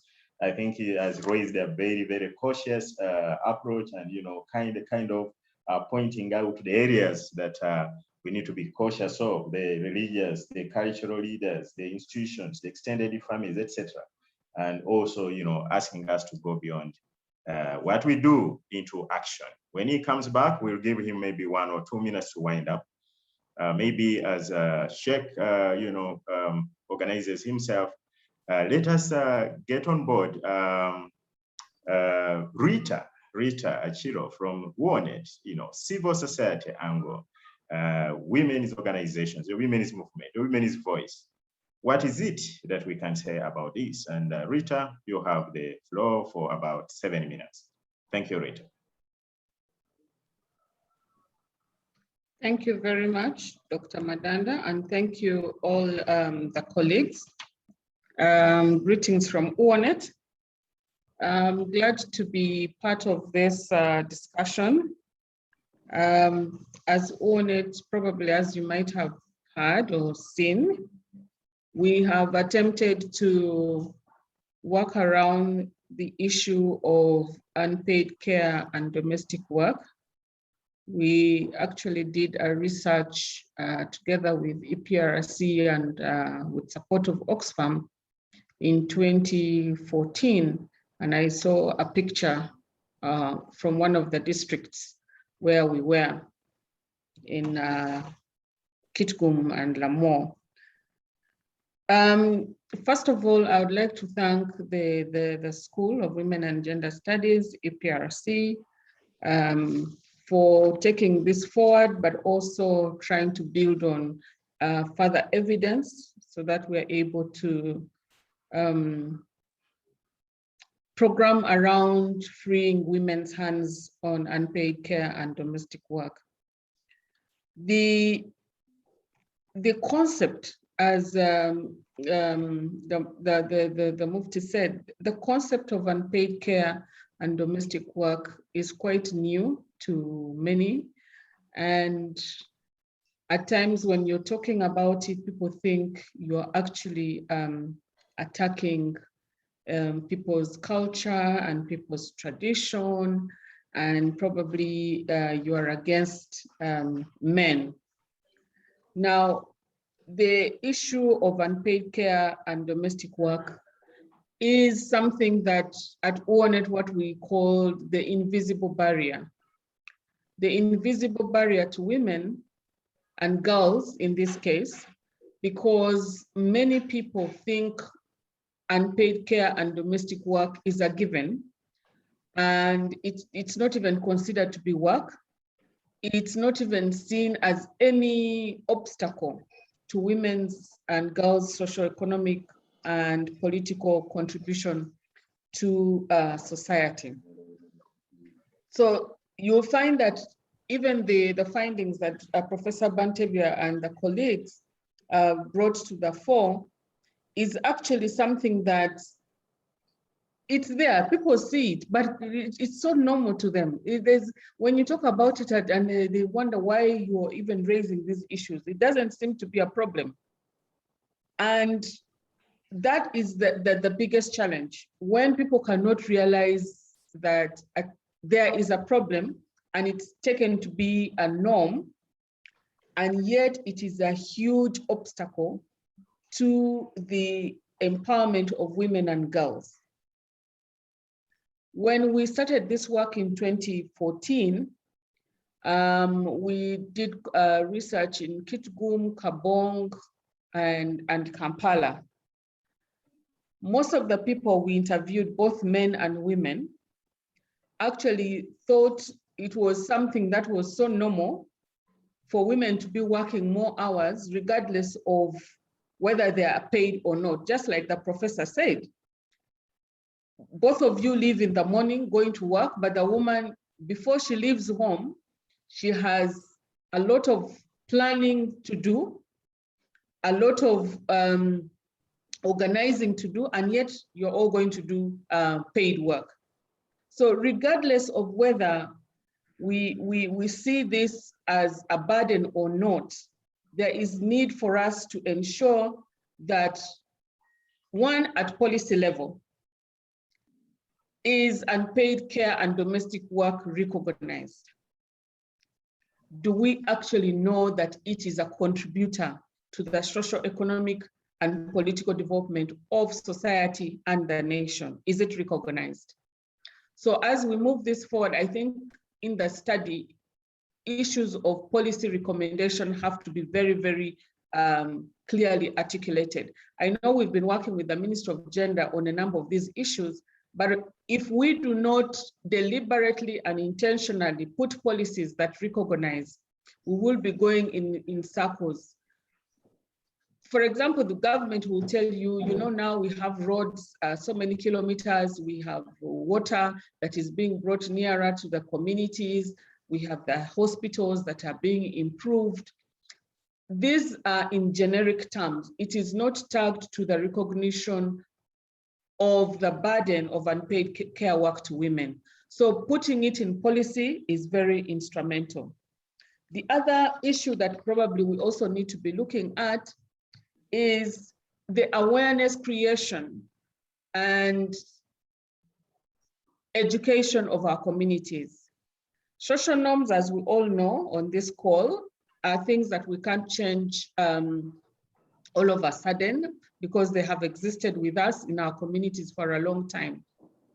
How do we deal away with the negative cultural and social norms and what I would call allay the fears, just like the Mufti said, allay fears that we are not fighting people's culture or people's tradition, but we are trying to improve the lives of women and girls, and also ensuring that they contribute more meaningfully to society, and ensure that men do not take these domestic unpaid care work as something that is not important for them. The picture that was flashed here was a picture we took in Kitgum, where we piloted working with what we called model families. In families where you have the man and the husband working together, contributing to the family well-being, how does the family benefit from that? And that particular gentleman, he actually gave a testimony. We have a video where he said, because now he was able to help the wife, when they come back from the garden, he's able to wash the dishes while she's cooking, and he's able to play with the children while she's, preparing for the following day. That improved the quality of their life at home. So if we start by educating people right from the community levels, and also showing that the benefit of sharing or distributing the unpaid care and domestic work among family members does not only help the woman or girl child, but it helps the entire family, then it will be more receptive to the communities. The other issue that probably we also need to be looking at is, what are the opportunity costs of women not participating in the public sphere, and most of their time is taken up in the domestic sphere? You'll find that women's political participation, and when I mean political here, it getting them out in decision-making. If women are not part of decision-making, most of the issues that are discussed in the public sphere, that are ideally supposed to also help them in their personal lives, are discussed in their absence. And because those issues are discussed in their absence, the benefits of what would accrue to them are limited because people who discuss them are not part of what these women go through. So educating the masses to ensure that women are able to participate in the public sphere, they are also able to participate in the economic sphere. Lastly, I would like to also bring the point of the economic benefit of getting more women participating in the public sphere and in the economic sphere. Right now, we are grappling with the issue of resources at personal, but also national level, most importantly. The majority of the women, as we all know, are in the private sphere, and therefore their work is not what you'd call, or maybe I shouldn't say it's not, it's very limitedly economically beneficial to the economy. So if we had more of these women participating in the economic sphere, where we can widen the tax base, where these women are contributing to national, the national basket through ensuring that the activities they are participating in are taxable, that would then bring more money to the country than having them participate in the domestic sphere, where the work that they do, one, it is not recognized. Secondly, it is not monetized. And because it is not monetized, we cannot even put value and not even tax. So some of these educational aspects, both for the policymakers to understand that this is not something about just women, but it is economically beneficial to the country. And then also at the community or family level, for them to understand that once a woman or a girl child is freed from the unpaid care and domestic work, it does not only benefit her, but it benefits the entire family. Thank you very much. Yeah, thank you very much, Rita, for that, very important input. It is very gratifying to learn that, their efforts, noted one here, working with model families. And I think some of these spaces and the others, I think that Professor Julius alluded to, about to, trying to educate us of what works and what doesn't work. And that's very welcome. I'm sure everyone has heard and be looking out for you to learn more and also share. Sheikh Muhammad was interrupted by the internet, and we're sorry for that. Sheikh, we would like to give you like 1 or 2 minutes to point you're trying to make before we move on to the next person, if you are ready to take that opportunity. Sheikh, you're welcome again for 1 or 2 minutes. Okay, thank you, members.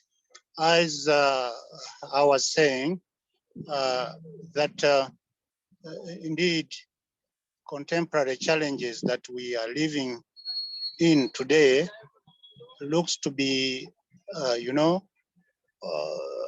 overpowering even the traditional practices that are on the ground, because the high scale of human trafficking, or those who are being taken under the cover of finding employment elsewhere, is really very big, that ought to be addressed. And also, why is it that we have a risen number of unemployment in the country? Is it because of there are no jobs? Is it because of the education system that is producing irrelevant people to fit into it? So I think all these critical issues ought to be addressed, much as building capacity of both the cultural leaders and the religious leaders in understanding these contemporary challenges, and be hand in hand of providing solution to them. Thank you very much. Yeah, thank you very much, Sheikh, for coming back, and we hope that the network will behave properly so that we still remain on board. I just want to remind all of us that you can put questions in the chat. There are some questions there already noted. We will address them just shortly. in the question and the answer session before we reach the closing session, but keep them flowing. They are here, we are seeing them, and we're going to definitely address them. And also to recognize all of you that we didn't. We have now a number of people from the media, from different development organizations, from academia, Makerere, and other universities within and outside Uganda. You're welcome in this discussion. Let me now take this opportunity to welcome Angela Nakafero, the Commissioner for Gender and Women Affairs in the Ministry of Gender, Labour and Social Development, Government of Uganda, to make an input from that side. So Angela Nakafero, you're very warmly welcome.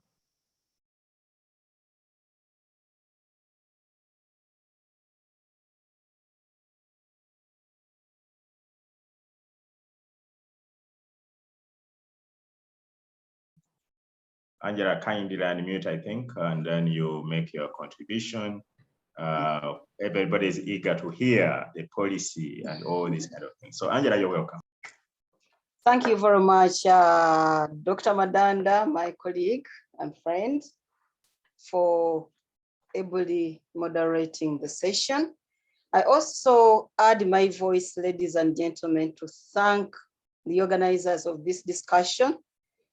Unpaid care work is an area of concern to all of us, even in terms of national development. And we really welcome this discussion.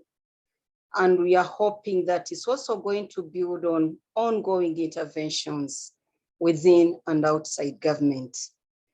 Ladies and gentlemen, I'm aware that the Uganda Bureau of Statistics has quite done extensive research around time use survey, and the report of 2019 is very clear on the social norms, on the time that women and girls, men and boys spend in terms of unpaid care work, but also on raising the issues that deserve a lot of articulation and discussion at all levels. So I'm counting on this particular project to build on this momentum of discussion at all levels. Ladies and gentlemen, I also need to make some few comments on the power model, which is going to inform the project. It's a very interesting model. It raises quite a number of areas where we need to put a lot of focus. And I would like to submit that as we talk about men action groups or empowering men to look at unpaid care work as part of their role, we also need to challenge our practices, values, and norms around socialization. Ladies and gentlemen, most of the negative social norms, values, and practices are reinforced by us ourselves, especially the mothers. So if we want to see transformation of our negative social norms, contributing to positive social norms that value women's lives, that promote gender equality, we've got to start right from the socialization process. And of course, that will lead us into the kind of deliberate interventions, deliberate policy decisions that we need to make, ladies and gentlemen. So it's an area that requires a lot of articulation. Secondly, under the model, the power model, I really like the component around activism. And I would like to note that women's activism should run from the family, the public space to the private space, and at all levels. We've tried, those who have been around in Uganda, we achieved a lot when we're doing the Constitution, 1995. Basically because all of us, all women of Uganda had one common voice. We need the same kind of approach this time around when we are talking about the unfinished agenda for gender equality and women's empowerment in Uganda. So women's activism should also be strengthened within government institutions, within the private sector, within the traditional and cultural leaders, within the religious institutions. So across board. So this discussion should cut across, and I'm glad that we've already identified our influencers to carry this discussion forward. And not on the influencers, ladies and gentlemen, I'm glad that policymakers are already identified as a particular category of people that would benefit from this process. And of course,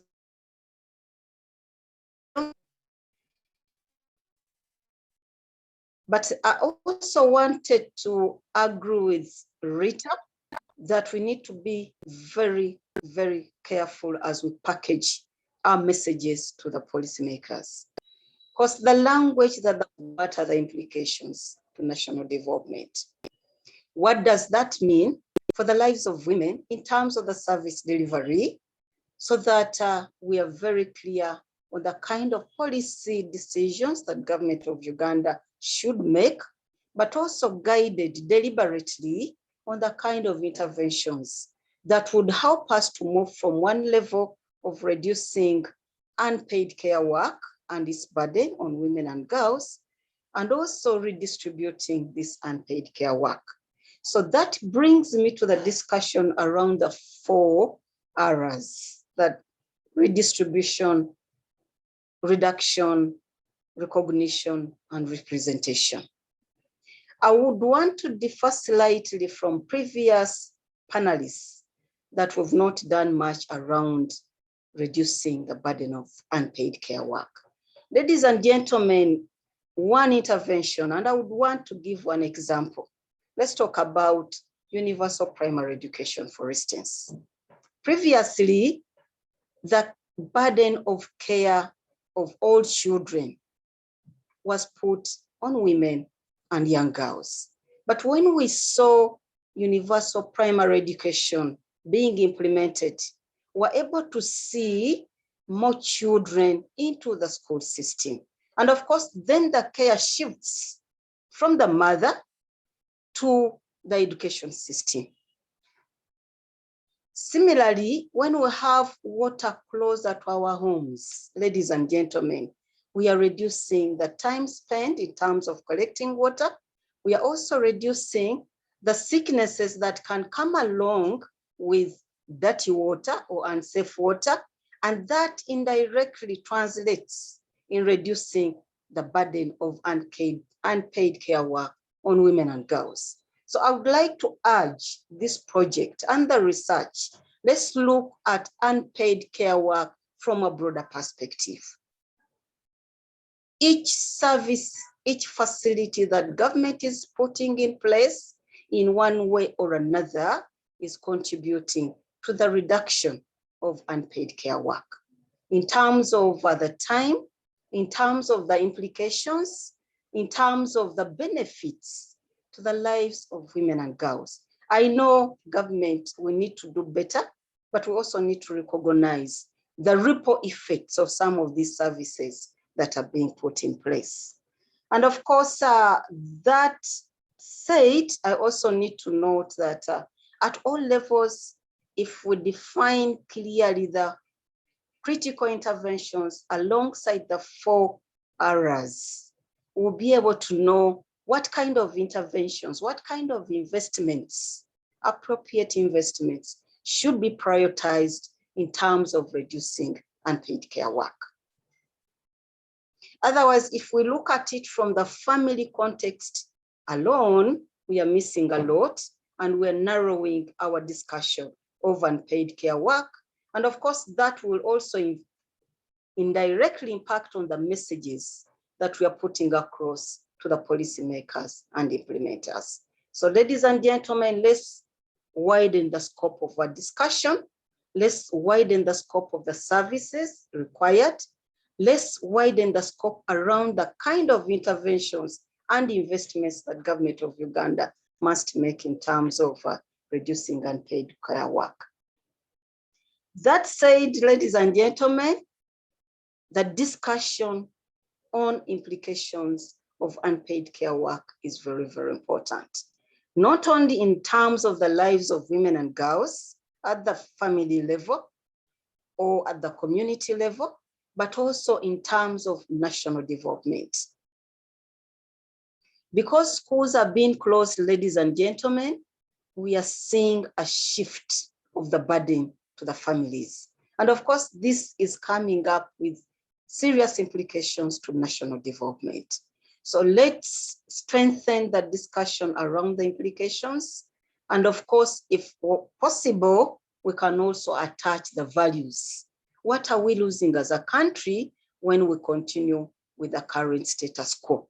Because this is the discussion that policymakers are more interested to listen in, that will even guide us as we discuss the policy reforms, as we discuss the budgets, as we discuss programs, as we discuss projects that are contributing to national development. And sitting in this seat of a commissioner, ladies and gentlemen, I'm seeing this discussion taking shape. Recently, we are discussing the national program on women economic empowerment, and reducing the burden of unpaid care work is one of the issues at the center of our discussion. We are looking at how do we make sure that women in businesses can continue to pay special attention to the businesses and their growth, as well as having facilities around them that will enable them to deliver their roles and responsibilities. The discussion around childcare arrangement mechanisms and institutions is also another discussion that is being put across in terms of the women economic empowerment. We are looking at gender-based violence as a far-fetched discussion or issue, but it's closely related, has strong linkages with unpaid care work, ladies and gentlemen. Secondly, I also need to, yes, Sheikh pointed out the issue of the norms.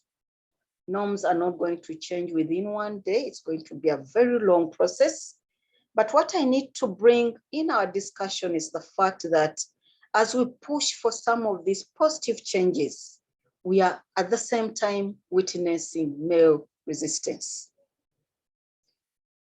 That business of men really getting their traditional roles and responsibility is a form of resistance.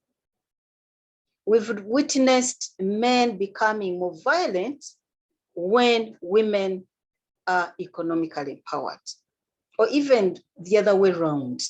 So all those are different forms of violence.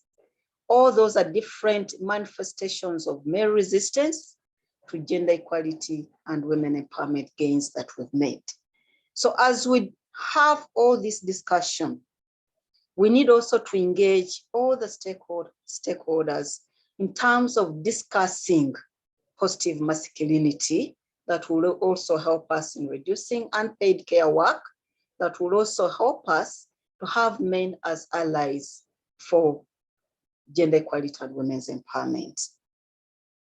I'm also aware that Ministry of Gender, Labour, Social Development, ladies and gentlemen, has initiated a program on male involvement, and we've been undertaking a national campaign on men at work, aimed at ensuring that we are challenging men to look at women as equal human beings with equal rights, but also mobilizing men to be supportive, to ensure that we are able to redistribute the roles and reduce unpaid care work, reduce violence, and be able to work as a team in terms of promoting women's empowerment in Uganda.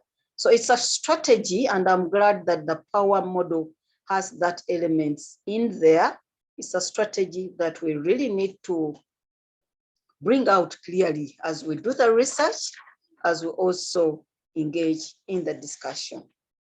Ladies and gentlemen, Sheikh Waiswa also pointed out the low implementation of policies. Of course, there's so many issues around it, issues of resourcing, issues of the capacity within the different stakeholders and agencies. But we also need to be mindful that all of us have a contribution to make wherever we are. All of us as Ugandans need to contribute to the implementation of the policies and programs that are put in place. I'm glad that as we discuss this year's national budget, there's an allocation of mobilizing communities towards positive mindset. These are some of the interventions where we need to build on, complement each other's efforts to ensure that we are able to contribute towards national development, and in particularly, all of us contributing to the implementation of government programs and policies. Of course, government takes the leadership, and of course, strengthening the capacity to coordinate different interventions is very, very important. So I really appreciate the effort that has been put in the project in identifying and discussing the positive changes. These have not come out of the blue, ladies and gentlemen, or come out of one-day interventions. These are positive changes, however small they are a result of concerted efforts over a period of time. Let's build on these positive changes as we identify the existing gaps and inequalities and discuss how best we can change for the better and for the betterment of women and girls in Uganda. So I challenge all of us, including myself, to position ourselves to be able to engage at all levels. Family level, within our families, we can do a lot. We can, as women, those that are economically empowered can also go into technology to reduce the burden, can also go into negotiation with the family members to redistribute part of the work. We can also engage at the national level. Would want to engage with the government institutions in terms of at least starting by facilitating care within the workspaces. But of course, all this discussion is progressive, and the contribution of everybody is very, very important. Ladies and gentlemen, I think what I need to conclude with is the fact that let's complement the existing inequality, existing efforts around this discussion. Let's bring the discussion from a broader perspective, not only looking at the family level, but also looking at all levels, and also have a serious articulation on the policy decisions required, but also the investments that have to be made by government and ourselves as individuals. We are in this together, government and the Ugandans at large. Let's build on the momentum. There's a lot of work in terms of the implementation of the third national development plan. It's an issue that we've articulated. And of course, it is an issue that demands a lot of work across all the program implementation action plan. So thank you very much for the attention. And I would like to thank you very much for the opportunity given to me. Let's strengthen the women's movement at all levels and in all spaces, be it government, be it in the private sector, be it in the religious and cultural institutions, and of course, build on the efforts of our sisters and brothers from the civil society organization. We need to work as a team. We need collective action, and we need to have common voices on some of these issues that are affecting and constraining the delivery of gender equality and women's empowerment in Uganda. I can see Dr. Madanda warning me. Thank you very much. Over to you, sir. Okay, thank you very much, Angela. You know, I don't want commissioners, I only remind them politely. So thank you very much, Commissioner. I think that was a very good perspective that broadens our thinking. I was actually trying to look around and say, oh, have we done enough work already, some work already on unpaid care work, but I can see probably linkage here and there. And for us from the practitioner side, the challenge that we are facing is to have that systematic linkage from academia, from government, from civil society, and everyone, and we hope that will be fine. So at this point, we have had all the inputs of the panelists. I have so many comments that I'm going to read from the chat box. But before that, I want to recognize many other people have joined here. Jenny Mpaji, our very long-serving director of gender, who is now retired, but a consultant on gender and social development. We have, many people, national coordinator for home-based workers. We have representation from the Ministry of Education and Sports. We have Patrick, all the way from the University of Sunderland, UK, and many others. Thank you very much for joining. We are now going to have a question and answer where I'm sure we have been really patiently waiting for that. And let me begin by just, highlighting a few comments from the chat box. Most of them actually contributed by Umar Kabanda, but also Kabonge Enoch, and many others that have contributed. So Kabanda, just to highlight a few things, is highlighting the issue of youth, who are, he says, about 80% now of our countries, of Uganda's country's population.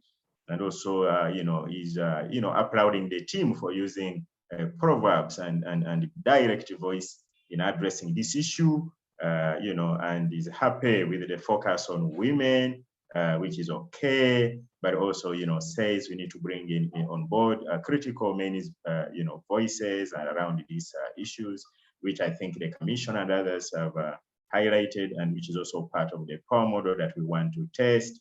And I think also Rita mentioned about the role model of families, where that engagement is critical and key. And also, is urging the team to balance the findings. And I think that is also the call that was brought on board by the Commissioner, saying, let's be a little bit more broader, and maybe, this will help us to see a little bit more than what we have seen already. And of course, David is saying we should go beyond idealism and probably reality. So those are some of the comments. They don't seem like questions so far in the chat box.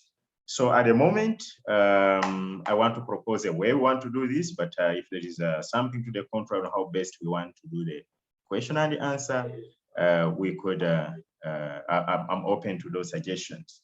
One of the things that we are free to unmute and raise the questions, or you can put them in the chat box. But I wanted us to reflect on three things. What is our take home from this discussion as one thing we want to look at? And then number two, what should be our one major single action? And of course, number three, if we have any other comment. So feel free to chat, feel free to, I think, unmute if you can, and be able to contribute. So opening this up for maybe about 20, 30 minutes, and then we'll have a closing. So do I see anyone here? The attendees also, I'm told, can raise hands, and the technical team will unmute you, and you are able to contribute. But if you cannot raise your hand, simply unmute and start talking. We'll be able to hear you. Okay. Can I hear your voices? What is your take? What have you seen? Do you feel shocked? Do you feel we are making progress? What is the major gap? Do you have a particular question to any presenters or any panelists? Yes, Professor Grace. Yeah, the attendees can't unmute themselves, but they can, because for security purposes, as you know, but they can type in the chat room and in the question and answer. No, they can raise their hands, then I can unmute them, like Mr. Nicholas Chigundu. I've already unmuted him. Nicholas Chigundu would like to speak. Can you allow him to speak? He has been unmuted. If you want to speak, you raise your hand and you're unmuted.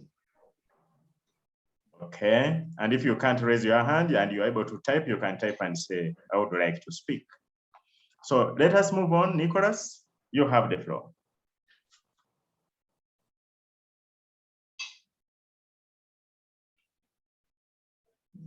Are you there? Nicholas, do you have any issues?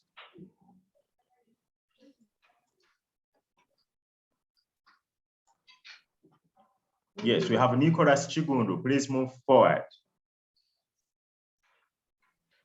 Oh, wow. I don't know what the challenge there is. And if we still have Kabanda Umar, feel free to talk to some of these points. And David, if you feel like you should also feel free to speak more to these points. Okay, now we have many hands. Nicholas Chigundu is not speaking. Maybe we move to Kabanda Umar and then we will come back if Umar is able to speak. Good morning, team. I'm Kabanda Umar. I don't know if I can be heard properly. Yes, we hear you. Okay, I'm Kabanda Umar from the European University Institute, and I wanted to add a voice on a comment which I put talking about the 80% of the youth. And why I'm trying to re-echo this is based on the fact that the Ugandan population, if the highest number of people are youth, in trying to understand gender norms and the interplay of roles between man and woman, we may look at the different ages and experiences which are connected to their union as a family. So I would suggest that within the findings, it would be more important or appropriate to understand the family life cycle in the sense of the age category talked about of 80% and how it interplays when it comes to gender roles at family level. This will inform policymakers on what needs to be done when it comes to the transition of gender norms in the different life cycles of the families across the country. Then the last one is on the aspect of culture. As I indicated, the use of insights from each of the region was very interesting. However, it is important to deductively try to harmonize all the insights, compare and contrast, and then have a key outstanding feature that can represent gender norms at national level. Because if it is interpreted culture-wise in a very disconnected or independent way, the meaning of interpreting gender norms and the transition of gender norms at national level may be lost. So by deductively trying to use the inductive insights used, it will in a way provide insight that can be used at national level. So I commend the team for the great work, and thank you so much for giving me a chance to speak and add more value to what I put in the chat as comments. Wonderful. Thank you very much, Kabanda Umar, for raising that issue. If we have Nicholas Chigundu now able to speak, could you speak? Then we'll go to Paul Lukuma, then to Yahweh. And I want to encourage you, also everyone here, whether we're woman or man, to be able to contribute. So Nicholas, are you able to make your contribution?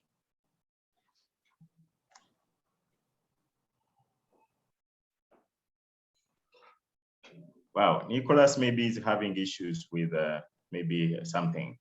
Can we have Koti Paul as we wait for Nicholas? Koti Paul Lakuma from EPRC, Economic Policy Research Center, I guess. Yes, I just want to supplement the things the commissioner has spoken about. I think you did mention our first name is Angela. Yeah, the commissioner from Ministry of Gender. Yeah, for the study to have practical and implementable interventions, it's good to link it to some of the results, to link the study results to some of the intervention government has provided already. So that calls for a mapping of some of those past interventions, particularly the ones in the social sector, the ones in education and health, and maybe community development, the ones which impact on time use, household time use. The commission has mentioned some of them, UPE program, and maybe vaccination, and maybe water for home use, not necessarily water for production, but even water for production could also be some of the programs, so that we know where we are starting from, that we are not starting afresh. That some things have been done, and we are building on that. That is at policy level, not at the study level, but now at the policy engagement level. So the government knows that they are not starting afresh, but they are building on something they have done before. And that would aid in designing very good interventions, practical interventions, which can reduce the time women use in care, and which can find practical modalities of compensating women for all the care work they offer at the family unit, and which, if you aggregate, it's at the economic unit. So I was very happy when the commissioner mentioned things like water, things like UPE. Maybe you need to look at things like vaccination. I think I'll leave that to the study group to do that. I think there's a need to map some of those interventions, so that as the Sheikh said, we do a lot of studies, but they end up on the shelf. Why? Because they don't seem to have a practical way how the government would approach the problem or resolve the problem using a basket or a unit of very scarce financial resources and scarce skills. So I think this was very good that the Sheikh and the commissioner sat in this committee, sat in this panel, and they really brought in some very good insights, which will make the study more. Now I can see the use of the study. I can see how it can be used for policy intervention. Yeah, thank you. Yeah, thank you very much, Koti, Paul, for your intervention. Commissioner Angela is Nakafero as well. That's her second name as well. Thank you so much for that input and for beginning to see the relevance of this. And I hope everybody is beginning to see that. Chigundu, who was not able to speak, has submitted something and is saying that it is important. I think he's probably supplementing what Paul has said.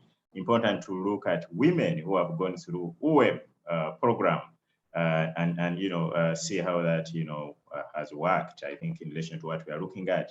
And then, of course, Nicholas Kiri has also said it's need to engage cultural leaders. I think this has been made repeatedly, cultural leaders to look at recognition, redistribution, and even the reinforcement of care work and within the community and the workplace.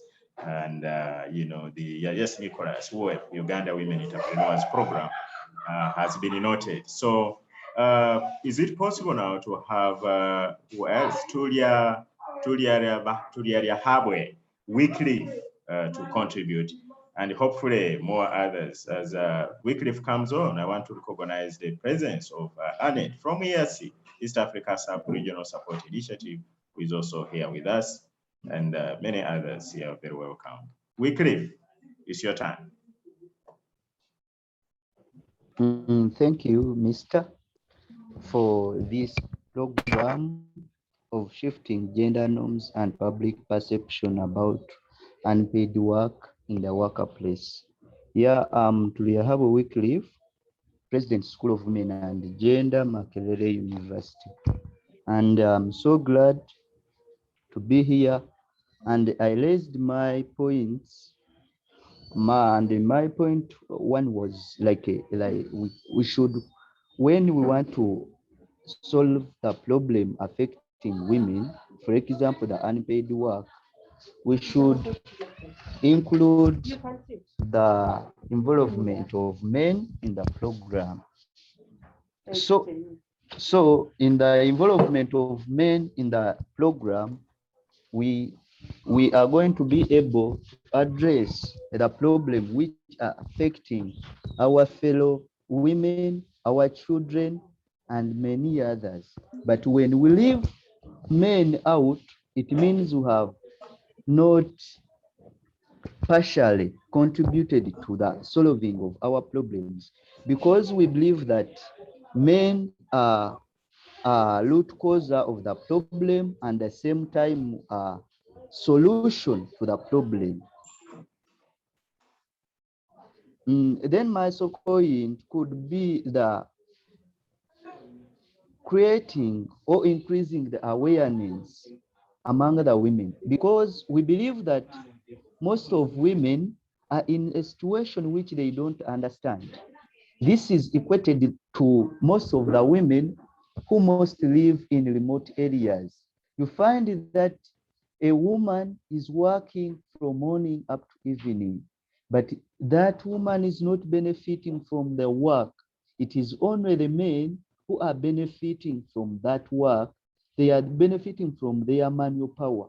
So if we want to solve such a problem, we could use those women, we give them lectures, we try to inform them what are they supposed to do, what are the roles of women in the society, what could be like, what should we as people in the society contribute to our development, because we think that women doing unpaid work, this work also help most of the men.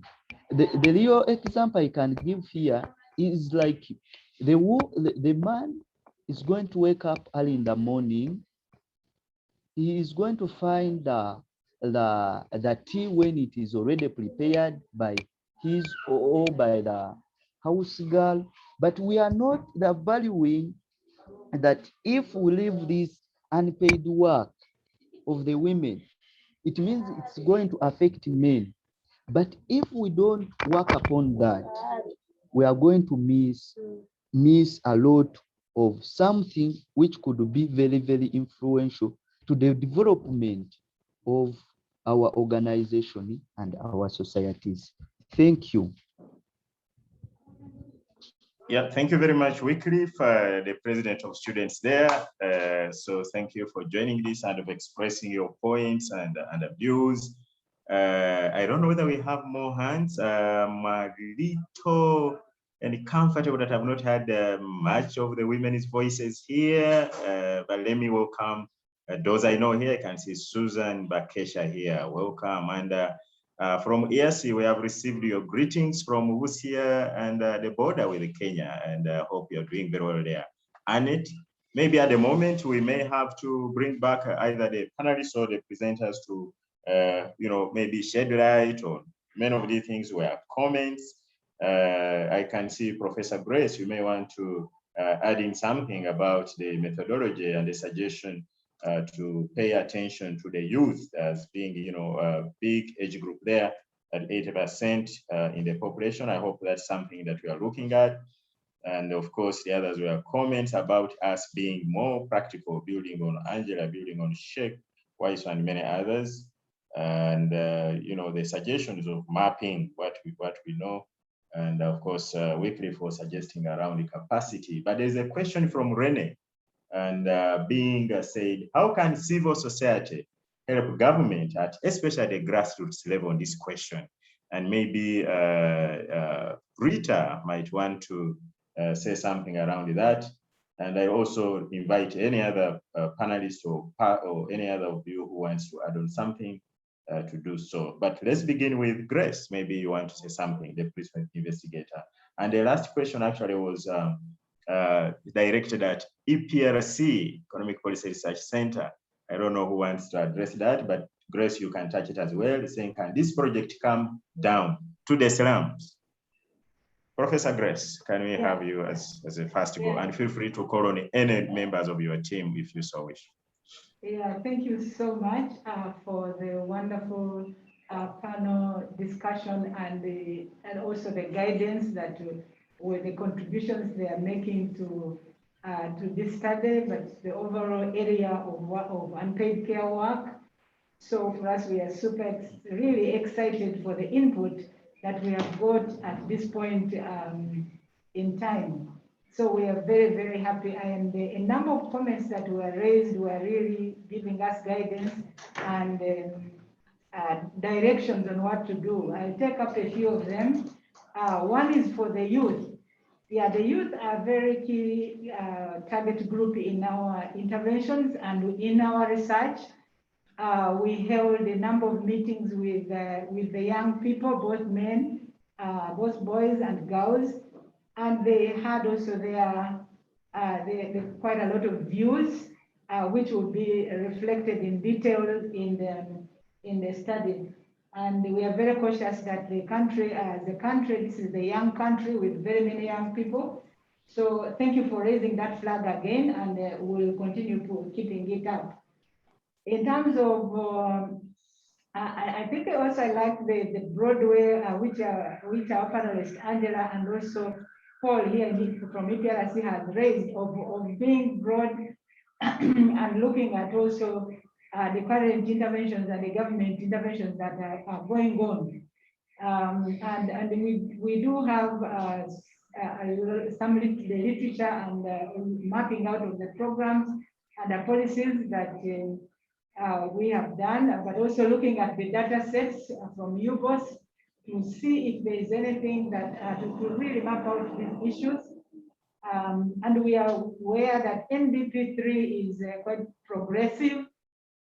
So I think the comments are really well taken, and we will be engaging with you and working with you to look at how we link up with the interventions. But in the findings in the study, we did actually take the terms of services wider than just the family.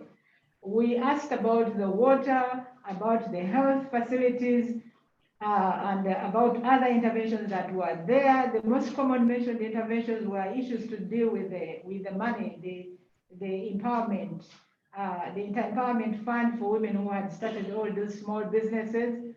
And then we asked about water. I think one thing we have to realize that in many rural areas, water hasn't reached them. Water hasn't been able, many still walk long distances to look for water.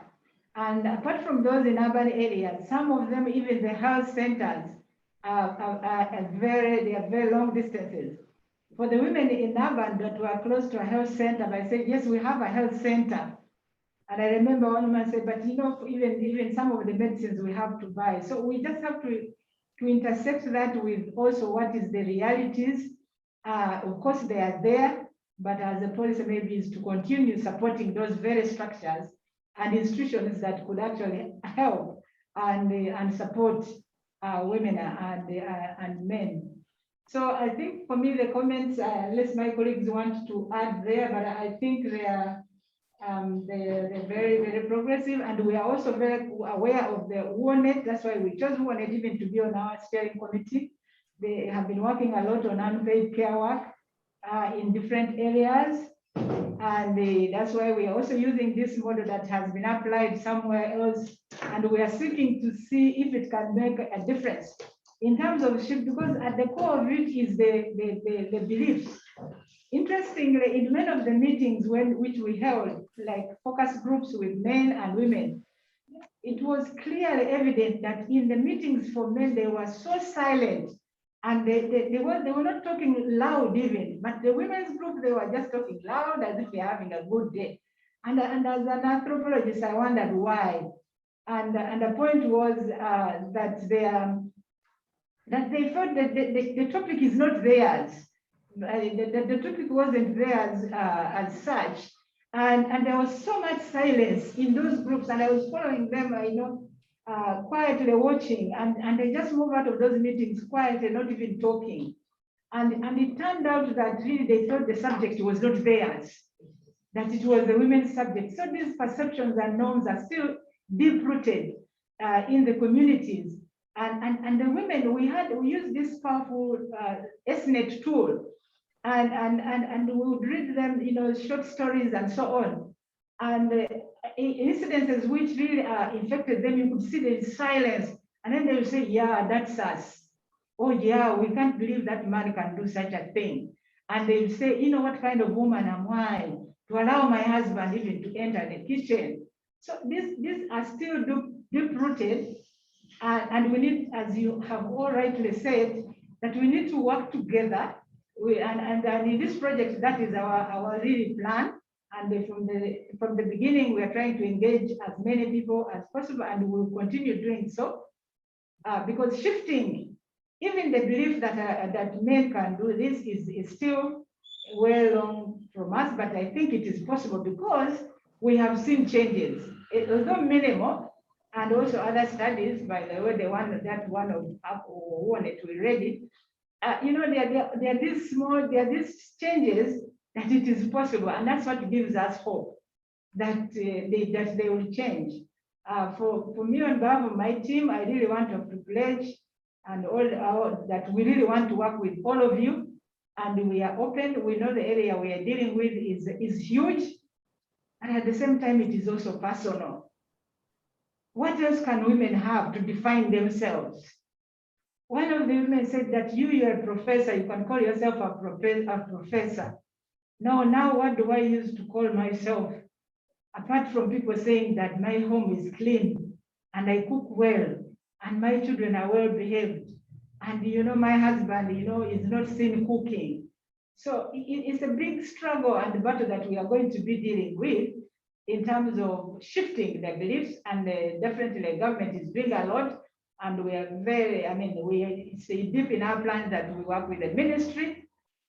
And we even during the interventions, we are using government staff who are going to help us implement a number of these interventions for purposes of sustainability, but also for purposes of building on government's programs that can help in enhancing whatever we are planning to do.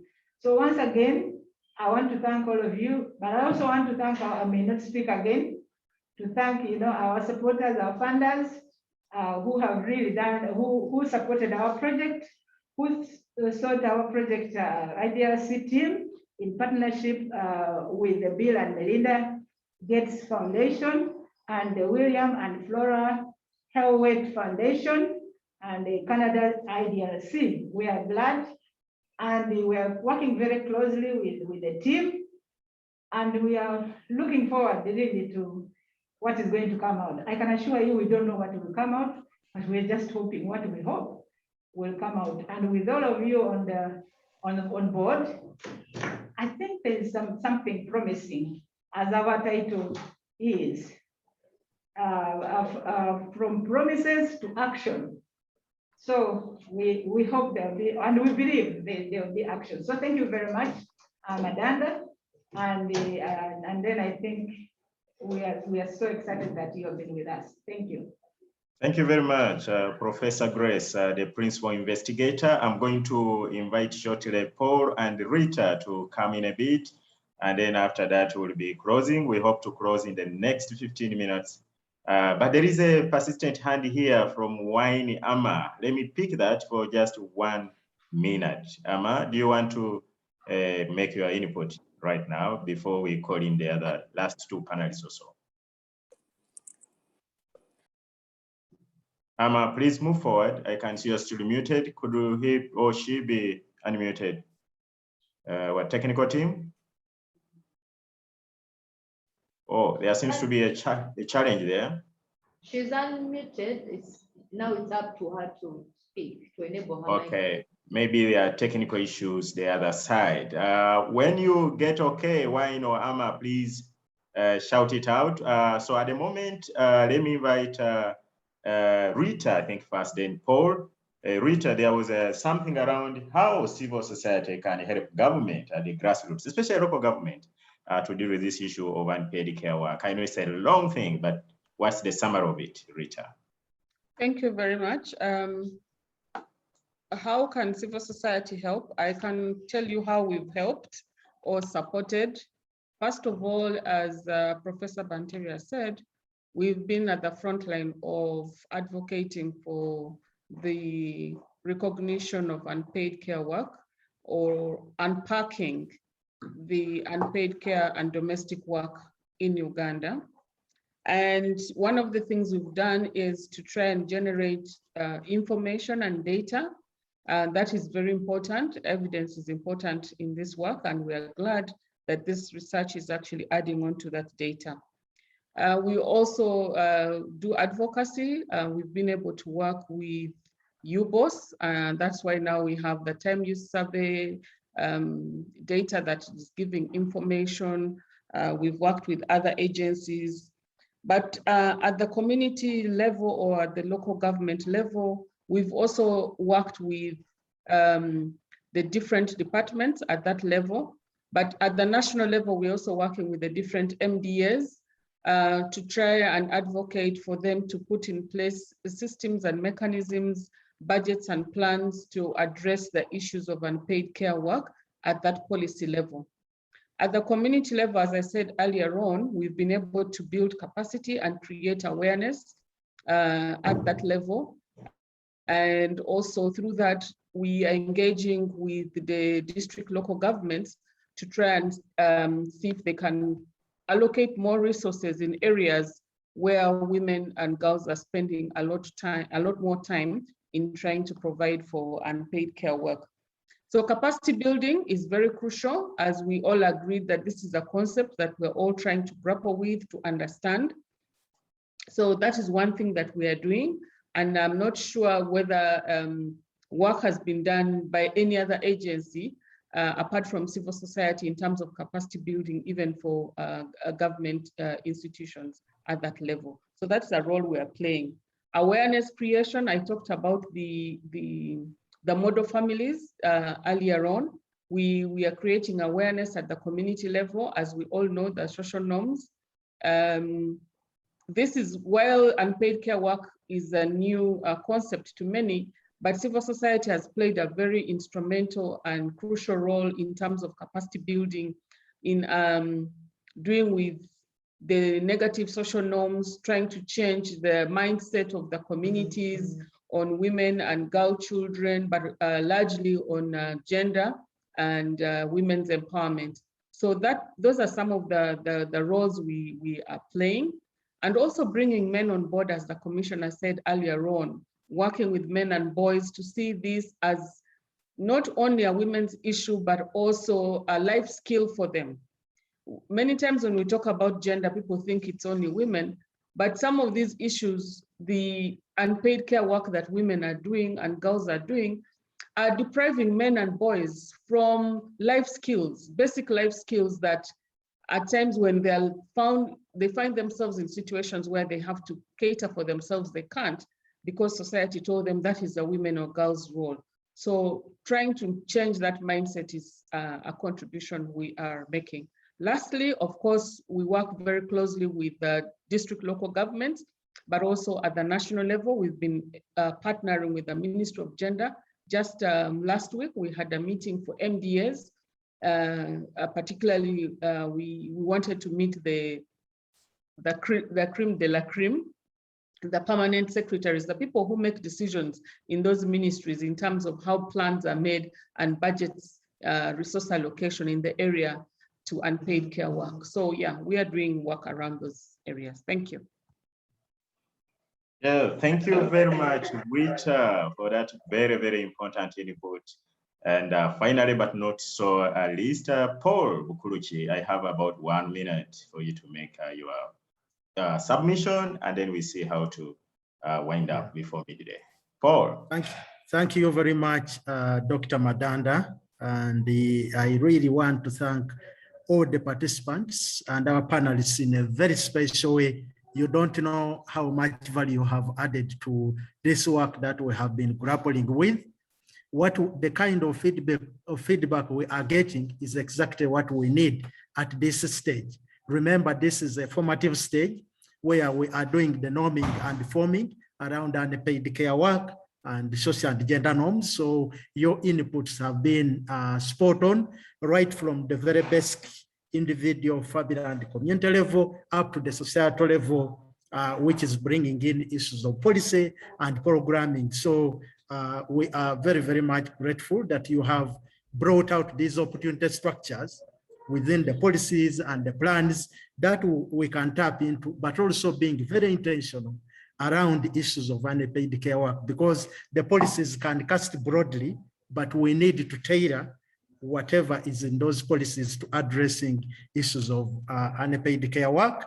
And of course, not forgetting linking unpaid care work to challenging the patriarchal norms, to challenging hegemonic masculinity, emphasize the femininity, hegemonic femininity, just to ensure that we don't forget the fact that the structure we are dealing with, the animal, the context into which we are working is that dominated by patriarchy. But most importantly, also, as I conclude, to target the socialization agents, because this cuts across. We are talking of emphasizing youth, but we know that there are also other key influencers that we need to target as opportunity structures, again, to foster the change that we want to see. And here, I don't want to forget the schools.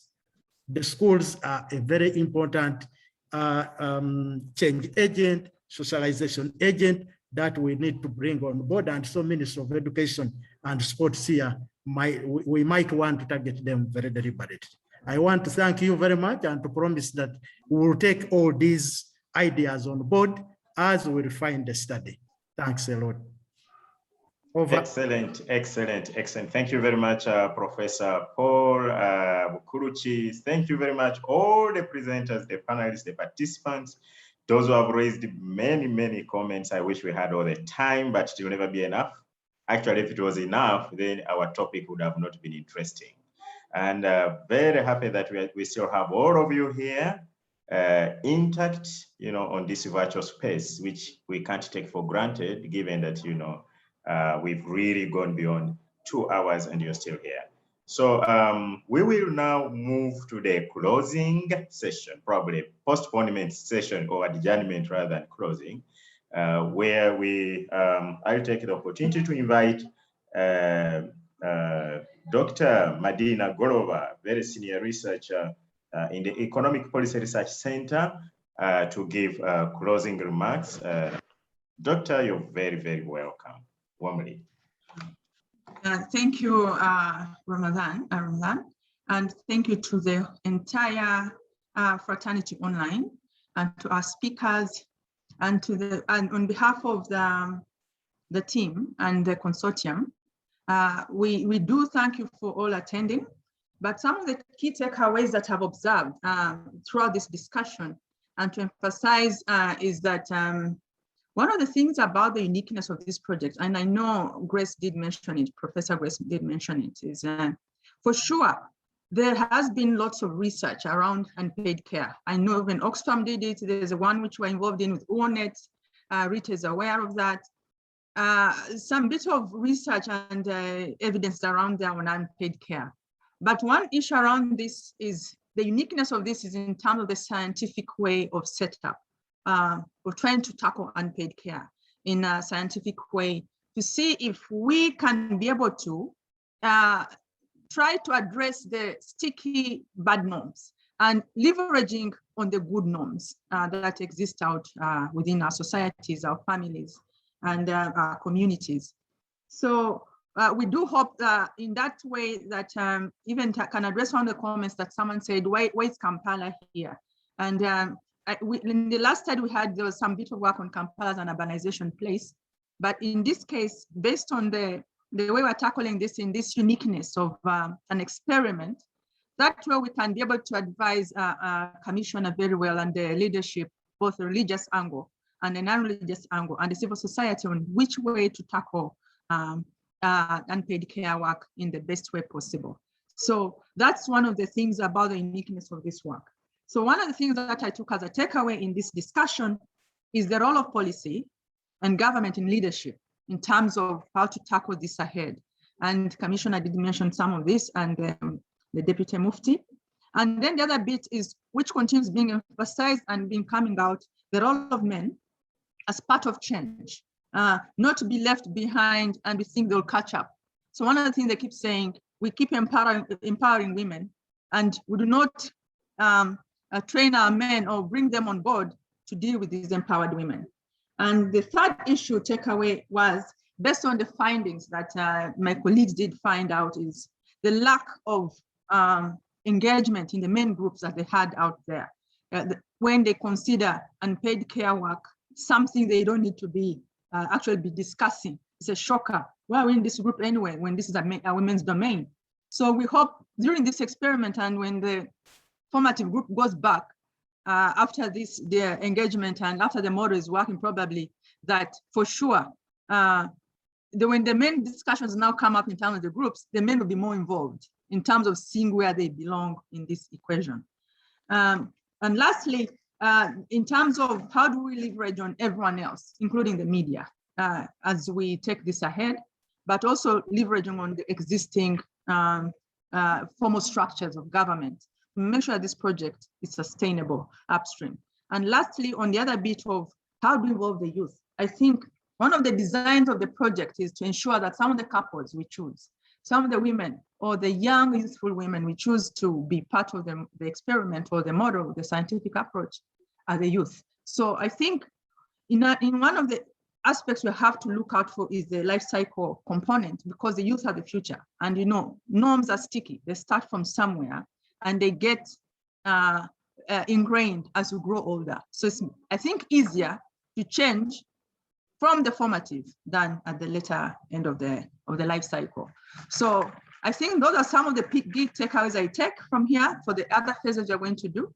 And now to close, on behalf of the entire team, we do acknowledge this financial support from our EPRC and the Bill and Melinda Gates Foundation. And we also thank all the stakeholders who are present online, the panelists in all your capacities, and they've been emphasized for all your time spent for this since 9 a.m. up to now online. And we do thank you for taking this to sit around, listen to these formative phase findings and the key insights that all the stakeholders are brought on board. So our second phase, the first phase was the formative, and the second phase where we're going to the baseline and put in place these experiments to see if we can tickle a bit of these social norms, is to see how best we can tackle this kind of issue in terms of in a quantitative way and bring back on board the formative to see if this comes out to everyone else. So again, we do thank you all for your time, and we do hope, as this is a journey, we've picked on this journey, and this is the third phase of the journey. The third phase will be the baseline and the quantitative aspects of it, and we invite you to come and also contribute to these discussions as we move together. With that, we thank the media present as well. And for everyone online, journey masses back to your stations because now we are online. And for our moderator, thank you so much for this job well done in how far you are there in, I think, Arua. That's what you said, Madanda. We do thank you for your resilience and the internet connectivity out there. I think we are moving ahead. And we do thank everyone else for their contributions and support, both intellectually, financially, and just even listening in. With that, I consider this engagement this morning and to this afternoon closed. Thank you once again. Thank you very, very much, Madina, the GrOW doctor. Thank you very much, everybody. Nicholas, very sorry we can't pick your comment now. Apologies to everyone who hasn't contributed, but we look forward to more engagement. Thank you and bye-bye. Bye. Thank you. Bye. Bye Bye-bye. bye. Bye. Bye, everyone. Bye to you all. Bye. And thank you so much. Yeah. Yes.